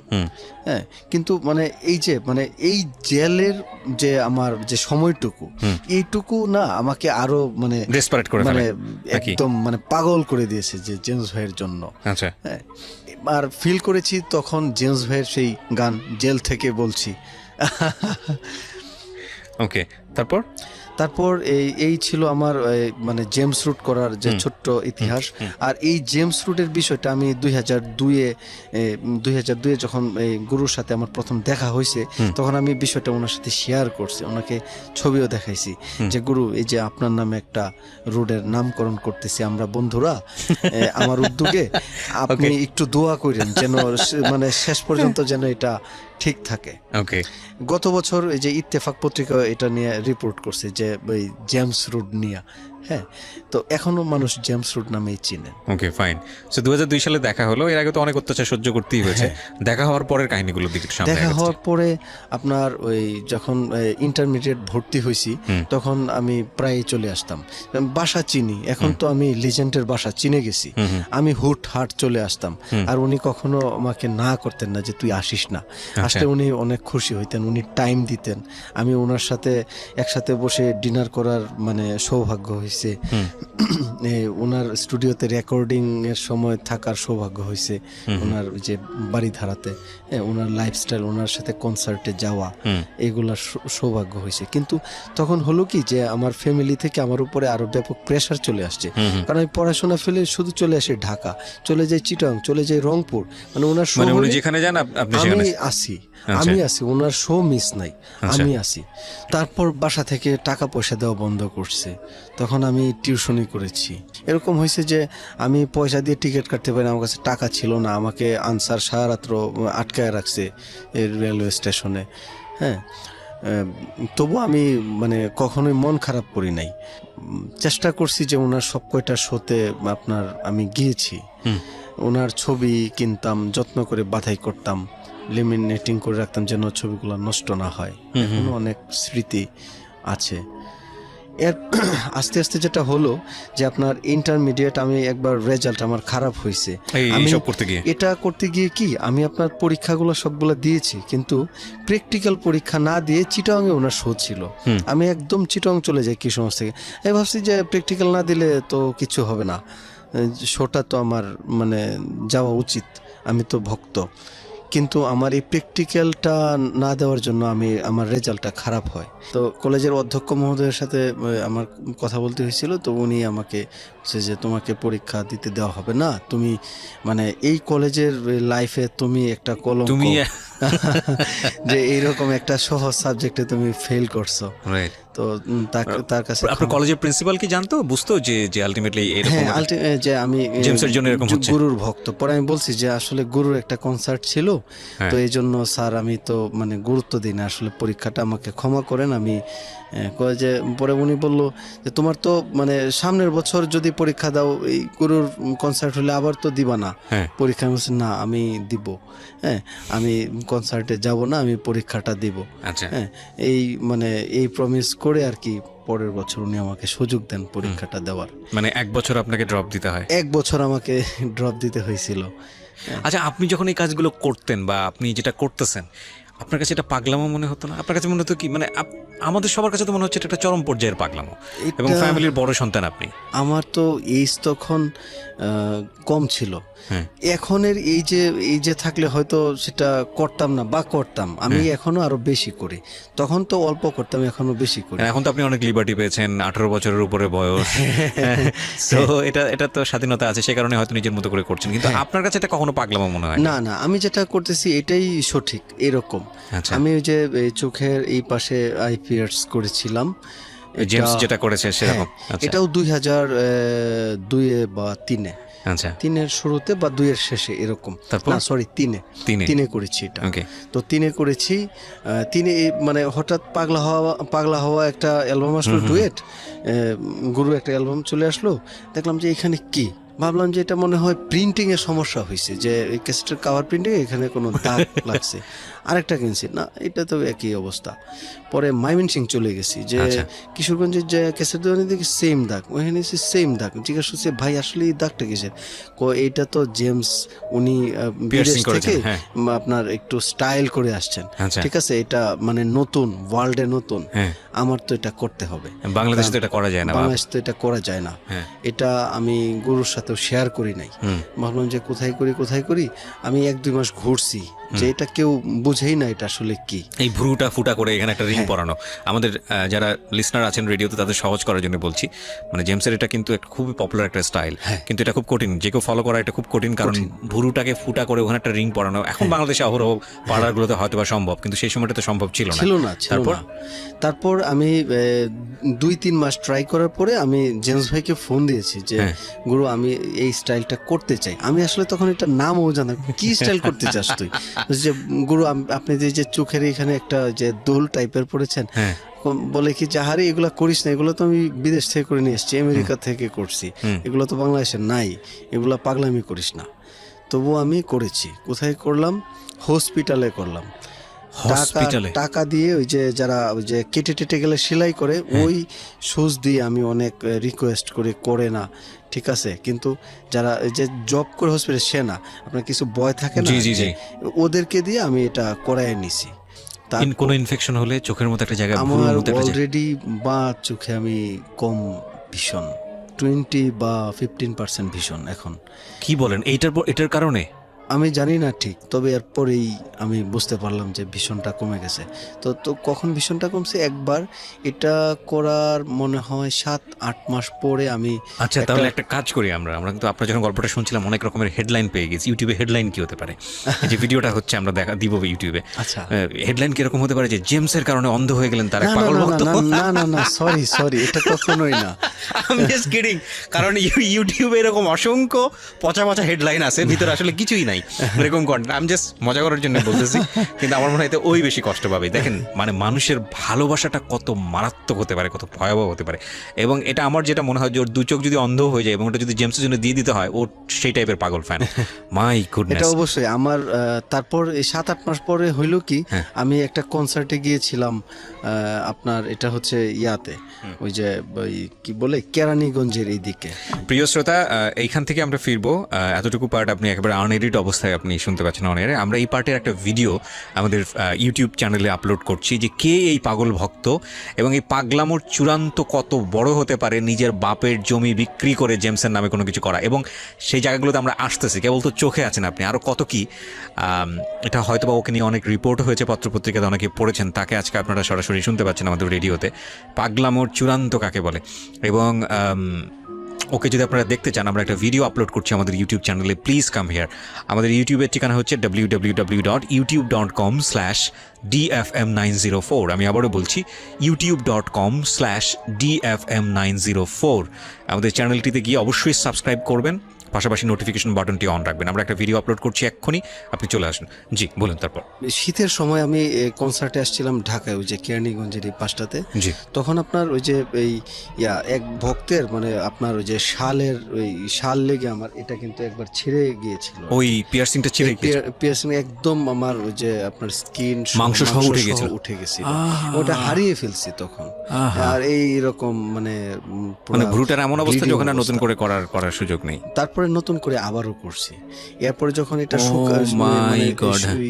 শুকাইলো, তখন আমি ওই যে গ্রামের মহিলারা নাক কান ফুরায়, তাদেরকে দিয়ে একবার ট্রাই করছি এই ভ্রু আবার।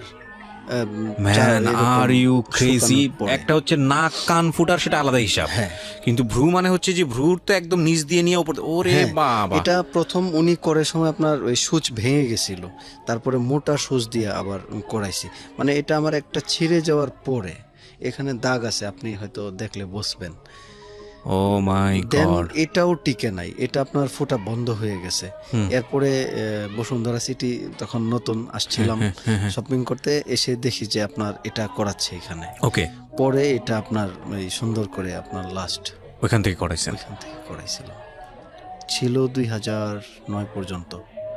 ও জেমস কি এই স্টোরিটা জানে না? বোধহয় উনি দেখেছেন, কিন্তু আমি বলি নাই। বললে উনি আসলে হয়তো আমাকে বকাঝকা করবেন, যার জন্য জেমসের আজকের এই এপিসোডটা শোনা উচিত। এবং আমি জানি হয়তো জেমসের কাছে এপিসোডটা যাবে টুডে অর টুমোরো। জেমসের কাছাকাছি যারা আছেন তাদের আমি জানি জেমস অনেক ব্যস্ত। আমরা রিকোয়েস্ট করব যে জেমস ভাইকে অন্তত আজকের এই এপিসোডটা দিয়ে দেবার জন্য। আমি জানি জেমস তার জীবনে অসংখ্য পাগল ভক্তের সন্ধান পেয়েছেন এবং জেমস সেটা ডিজার্ভ করে।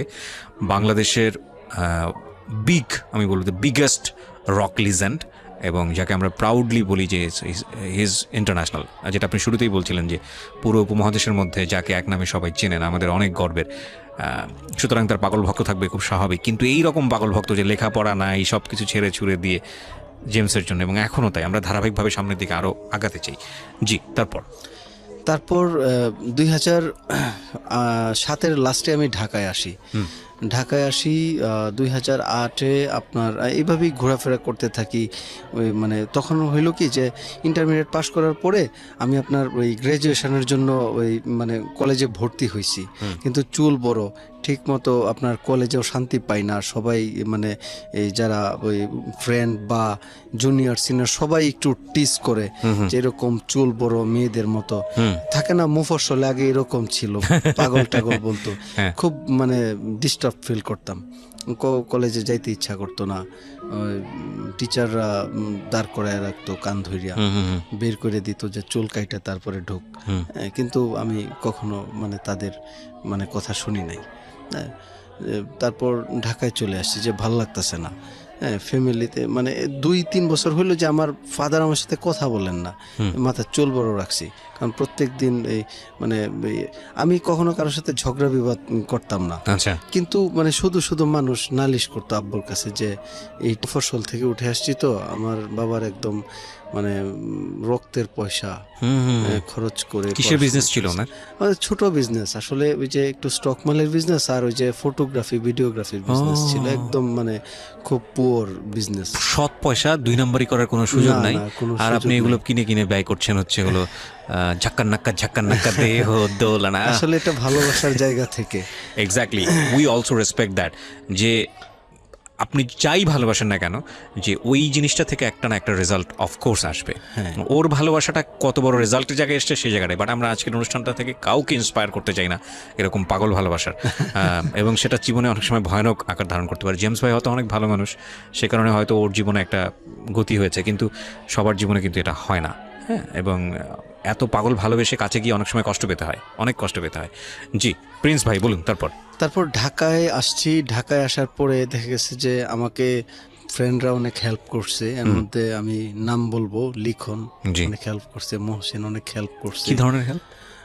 ওরা আমাকে টাকা দিয়ে হেল্প করছে সরাসরি, যে আমি ঢাকায় আছি যে সার্ভাইভ করার জন্য 500 টাকা নেও, তুমি একটু মানে চেষ্টা করো কিছু করার।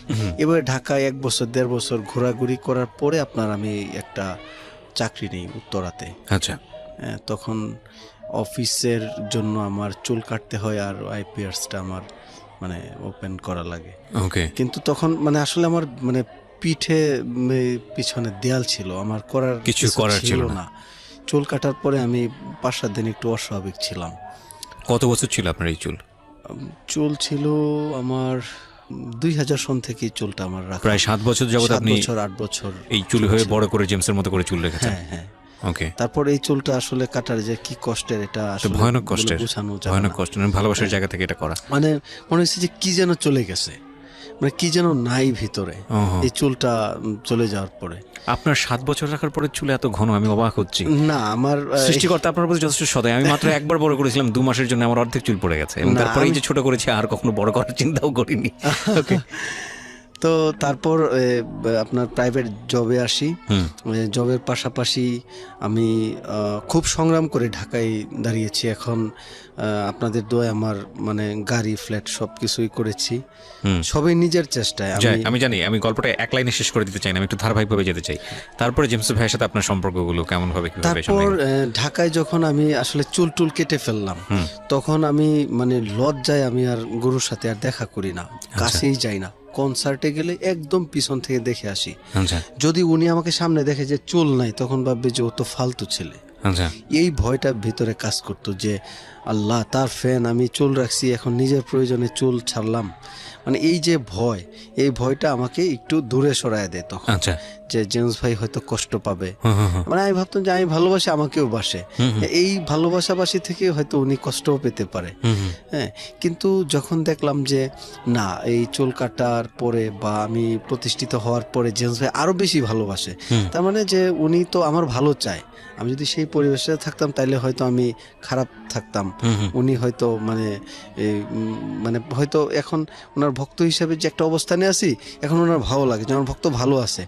খারাপ থাকলে তো খারাপ লাগবে যে আল্লাহ কেমন আছে আমার ভক্ত, তাই না? তো এই জায়গাটা থেকে বুঝি যে এখন হয়তো ওনার ভালো লাগে। রাইট না, কিন্তু এখনকার গল্পটা হয়তো একটু মিক্সিং টাইপের গল্প হবে। একটা গল্প আমি এরকম শুনেছি, বোধহয় বিলবোর্ড টানানো বা কিছু একটা, এটার গল্পটা একটু শুনি তো। এটার গল্পটা হচ্ছে 2015 সনে আপনার এই 51তম বার্থডে ছিল। 51তম বার্থডে ছিল, তখন আমি মানে এই যে দীর্ঘদিন এত বয়স হয়ে গেছে, 51, 52, 53, 54 বছর। না আসলে এটা এইভাবে, সরি মিডিয়া আমার বলা ঠিক না, উনি তো চিরতরুণ। হ্যাঁ, সো ইয়াং, মাশাআল্লাহ। উনি তো চিরতরুণ, ওনাকে দেখে কিন্তু বোঝা যায় না, একদমই বোঝা যায় না, একদম মানে যুবক এখনো। এক্স্যাক্টলি, হ্যাঁ, ওনার ভয়েস সেই আগের মতো, কিন্তু এখনো আগের মতো, পুরাই কড়া যেটাকে বলে, খোলা মাঠের দরাজ গায়ক, এখনো সেই টকবগে। হ্যাঁ, আর 54 আসলে কোনো এজও না সেই অর্থে বলা যায়। ওকে, ইউ আর ইয়াং জেমস ভাই, আমাদের ইয়াং তরুণ বলা যেতে পারে। হ্যাঁ, ওই সময় ভাবলাম যে এই যে 2007 থেকে আপনার 14-15 পর্যন্ত যে একটা গ্যাপ হয়ে গেছে, আমি ওনার কাছে যাই না, ভয় পাই। আমি ভাবতাম যে জেমস ভাই হয়তো আমাকে ভুলে গেছে, যে প্রিন্স নামে একজন ভক্ত ছিল কিশোরগঞ্জের, সেই পাগল। তো আমি প্রায় 14 থেকে 15 পর্যন্ত আমি শুধু আপনার মানে ভাবছি, প্ল্যান করছেন যে কি করব যেন জেমস যেন চমক পায় যে প্রিন্স এখনো জীবিত। আমি এইরকম একটা টার্গেট নেটে সার্চ দিতাম যে এই আপনার ইন্টারন্যাশনালি সেলিব্রিটি যারা আছেন, তাদের ফ্যানরা তাদের সেলিব্রিটির জন্য, তাদের প্রিয় মানুষের জন্য মানে কি লেটেস্ট মানে করছে, কি চমকপ্রদ করছে সারপ্রাইজ দেওয়ার মতো। আমি আপনার অনেক কিছুই পেয়েছি, কিন্তু মানে আমি ভাবলাম যে আমি জেমস ভাইকে শুভেচ্ছা জানাবো, বৃহৎ শুভেচ্ছা, যেটা মানে ওই কেউ কখনো পায় নাই। পায় আমাদের প্রাইম মিনিস্টার পান বা আদার্স পলিটিক্যাল লিডাররা পান, তাদের চাওয়া পাওয়ার একটা ইন্টারেস্ট থাকে যে আমি শুভেচ্ছা জানাইলাম, আমাকে মানে এই দলের সভাপতি করবে বা সেক্রেটারি করবে, এই টাইপের। বাট আমার তো মানে ওই চাওয়া পাওয়া নাই। আমার হচ্ছে কি যে জেমস ভাই হচ্ছে বাংলাদেশের, আমি আগেও একবার বলেছি, উনি বাংলাদেশের মা, বাংলা মিউজিকের মা, বাংলা মিউজিকের বাবা, এবং উনি বাংলা মিউজিকের বাংলাদেশ। আপনি আমার কথাটা হয়তো একটু ভাবলে বুঝবেন আমি কেন বলেছি। মা গান বাবা গান বাংলাদেশের, উনি তো সুপার ডুপার। ওই অর্থেই উনি বাংলা ব্যান্ড মিউজিকের মা বাবা এবং বাংলাদেশ উনি। তো উনার তো পাওয়া উচিত একটা সম্মান আমাদের ফ্যানদের পক্ষ থেকে, তাই না? আমাদেরকে তো অনেক দিয়েছেন, মানে যেভাবে আমাদেরকে মানে প্রেমে উৎসাহিত করেছেন, ওই রকম আমাদেরকে মানে সব, ওনার তো অনেক গান সব দিকে উৎসাহিত করেছেন। তো আমি ভাবলাম যে ওনাকে একটা শুভেচ্ছা জানাবো বৃহৎ, যেন 2 তারিখ ঢাকার মানুষ বুঝতে পারে যে জেমসের ফ্যানরা তাকে শুভেচ্ছা জানাইছে এবং আজকেই তার বার্থডে। আমি 2-3 মাস আগেই 51টা বিলবোর্ড বুকিং দিয়েছি। এটা কিছু 51টা বিলবোর্ড ঢাকা শহরে ছিলাম।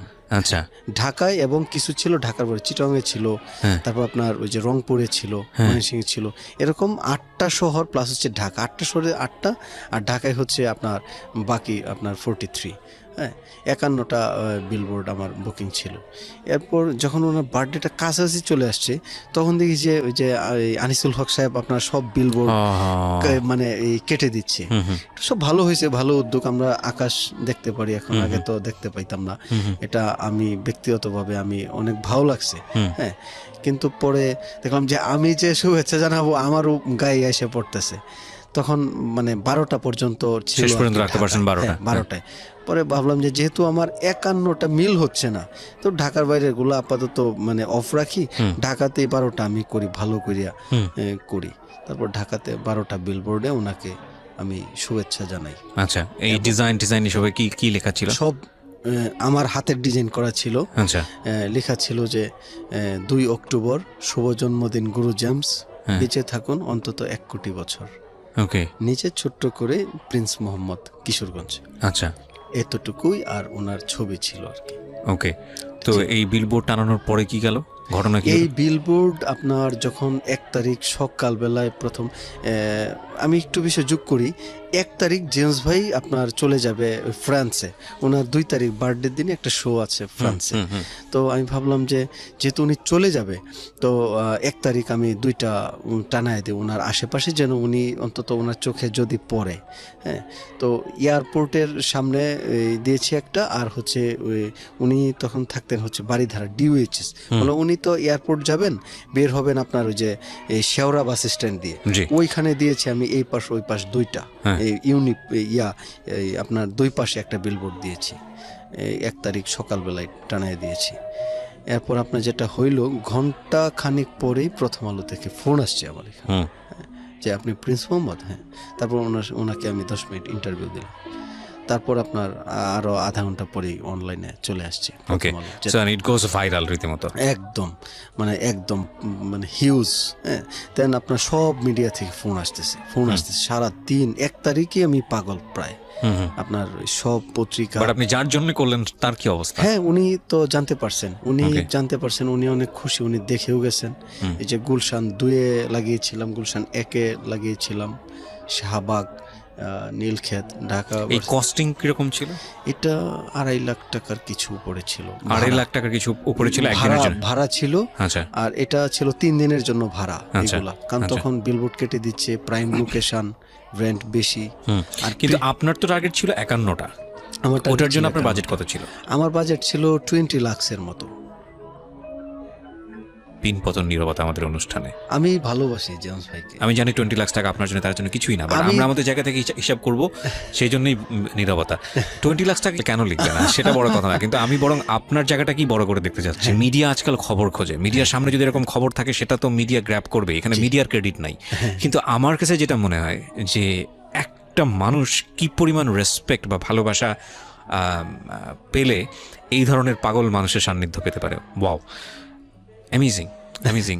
জেমসের কাছে আপনি কেমন আমি জানি না, বাট আমাদের জায়গা থেকে শোনার পরে মনে হচ্ছে যে, এবং তবে আমি এটা বিশ্বাস করি যে আপনি যদি সামর্থ্য থাকতো আপনি আরো বেশি কিছু করতেন। আমি সামর্থ্য থাকলে আরো অনেক বেশি করতাম। আমার মানে যতটুকু আমার সামর্থ্য আল্লাহ পাক আমাকে দিয়েছেন, আমি চেষ্টা করি এর ভিতরে আমি আমার ভালোবাসার জায়গাটাও যেন একটু আমি মানে। ইন দ্য মিন টাইম আপনি কি বিয়ে শাদী করলেন? বিয়ে শাদী করে ফেললেন? আমি খুব রিসেন্টলি আমি বিয়ে করেছি। রিসেন্টলি বলতে 8 মাস 9 মাস হয়েছে। ও তার মানে জমি বিক্রি টিক্রি ঘটনা আগে ঘটেছে? না, এগুলো আগে ঘটেছে। আমার ওয়াইফও জানেন আমি গুরুর মানে পাগল ভক্ত। সে আমাকে অনেক ও খুব ভালো মেয়ে। আচ্ছা। ও আমাকে খুবই মানে অন্তত মানে গুরুর বিষয়টা সে আমাকে অনেক স্যাক্রিফাইস করেন এবং সে আমাকে মানে উৎসাহিত করে অনেক। সে ভালো। এখন কি মানে জেমসের সঙ্গে সম্পর্ক বা জেমসের হয়ে কোনো কাজ করা বা খুব কাছাকাছি থাকা এরকম, নাকি ভক্ত পর্যায়ে? আমি ভক্ত পর্যায়ে আছি আর ভক্ত পর্যায়ে থাকতে চাই। আমি কখনোই একসাথে কাজ বা কোনো কিছু, কোনো ফেভার চাওয়া কোনো কিছুই কখনো করেননি? না, বা চাই না। এটা ভালোবাসার জায়গা থেকেই। আচ্ছা। আমি আমার মতো বিজনেস করতেছি। আচ্ছা, কিসের বিজনেস আপনার? আমি আমার ইভেন্ট ম্যানেজমেন্ট বিজনেস আর হচ্ছে ওই আপনার ডিজিটাল প্রিন্টের বিজনেস। জোস জোস জোস। গ্রামের বাড়িতে ডেইরি ফার্ম করতেছি। শাবাশ। ওইখানেও আমার প্রিন্টিং বিজনেস দিয়েছি। আর উড ডিজাইনের ওই যে আপনার ফার্নিচার ডিজাইনের সিএনসি রাউটারের বিজনেস আছে। শাবাশ। তার মানে বাবা তো হ্যাপি আপনাকে নিয়ে? একদম কমপ্লিটলি হ্যাপি, প্রাউড ফিল করেন। আমি নিজের পায়ে দাঁড়িয়েছি ঢাকায়। তাই তো। এবং আপনার লেখাপড়ার যে অবস্থা ছিল গতি প্রকৃতিহীন, সেখান থেকে এসে ঢাকায় নিজের পায়ে দাঁড়ানো, একটা আর্থিক সচ্ছলতা নিয়ে আসা, এবং এখন তো নাম ধামেরও অভাব নেই। আপনাকে তো মোটামুটি সেই অর্থে আপনি ওগুলো কখনো টার্গেট করে করেন না? আমি কখনোই না। আমি চাই না যে মানে আমি তো জেমস ভাইয়ের ফ্যান হয়ে থাকতে চাই সারা জীবন, যে ওনার জন্য আমাকে কেউ চিনুক বা আমি মানে এই ফেমাস হই, এটা আমার কখনোই কাম্য নয়। আমি শুধু একটা মেসেজ দিতে চাই যে মানে মানুষকে ভালোবাসে, বা একজন সুপারস্টারকে তার ফ্যান ভালোবাসে। যে একজন সুপারস্টার মানে জেমস ভাই তো অনেক আপনার স্ট্রাগল করে আজকের পর্যায়ে আসছে। তার তো এতটুকু মানে প্রাপ্য যে তার ফ্যান তো তার প্রাপ্য, তাই না? তো সেই দৃষ্টিকোণ থেকে আর কি আমি দেখি। আর আমি গুরুর আরও তো অনেক ভক্ত আছেন, তাদেরকে আমি এই মেসেজটাই দিতে চাই, ভালোবাসো আর দোয়া করো উনি যেন বেঁচে থাকেন আর উনি যেন ভালো থাকেন, এতটুকুই। আর তো কোনো কিছু আমাদের প্রয়োজন নাই। এক্স্যাক্টলি। আজকের অনুষ্ঠানটা খুব অল্প সময়েই শেষ হয়ে গেল বলবো না আমি, কারণ এরপরে আমাদের আরেকজন গেস্টকে আমরা ওয়েলকাম করব। আমাদের ঘন্টাখানেক সময় আমরা কাটিয়েছি আজকে এমন একজনের সঙ্গে যে যাকে নিয়ে আমাদের কিউরিওসিটির শেষ নাই, কারণ আপনাকে নিয়ে তো অনেক পত্রপত্রিকায় লেখা হয়েছে। অনেক পত্রপত্রিকা লেখা হয়েছে। ওকে। এবং ওকে নিয়ে অনেকেই হয়তো বা জানেন, কিন্তু এরকম ওর যে কথাগুলো এত ইন ডিটেলে হয়তো বা আপনারা জানতেন না। এবং এই ভালোবাসাটা জেমসের পাওয়ার অনেকে হয়তো বা এভাবে রাস্তাঘাটে নেমে করতে পারবেন না, কিন্তু জেমসকে অনেকেই এরকমভাবে ভালোবাসেন বাংলাদেশে, এটা আমরা সবাই জানি।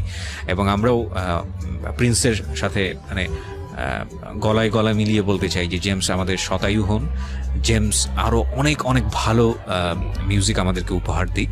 এবং জেমসরা তো আসলে ক্ষণজন্মা, তাই না? বাংলাদেশে তো আরেকটা জেমস কবে নাগাদ হবে আমরা জানি না। তো জেমসের প্রতি রেসপেক্ট আমাদের আজকের এই অনুষ্ঠান থেকে, ঢাকা এফএমের জায়গাটা থেকে, এবং জেমসকে যারা এতটা ভালোবাসেন এবং এরকম সেলিব্রিটিদের প্রতি যাদের এতটা ভালোবাসা এবং দরদ, তাদের সবার প্রতি রেসপেক্ট জানিয়ে আমরা এই পর্বটা, মানে পর্ব ঠিক বলবো না, আমাদের 1 ঘন্টা যেহেতু এখানে শেষ হলো, আরেক ঘন্টায় আমরা আরেকজন গেস্টকে ওয়েলকাম করবো। সো রাত 11টার পার্টি আমরা এখানেই শেষ করছি। আর বিরতিতে যাবার সময় আমরা আপনাদের সবাইকে রিকোয়েস্ট করছি, আমাদের একটা ভিডিও ফুটেজ কে এই প্রিন্স, তাকে দেখার জন্য আপনারা আসবেন আমাদের ইউটিউব চ্যানেলে। আমাদের ইউটিউবের ঠিকানা www.youtube.com/dfm904। আমি আবারও বলছি youtube.com/dfm904। এবং যারা প্রিন্সের সঙ্গে যোগাযোগ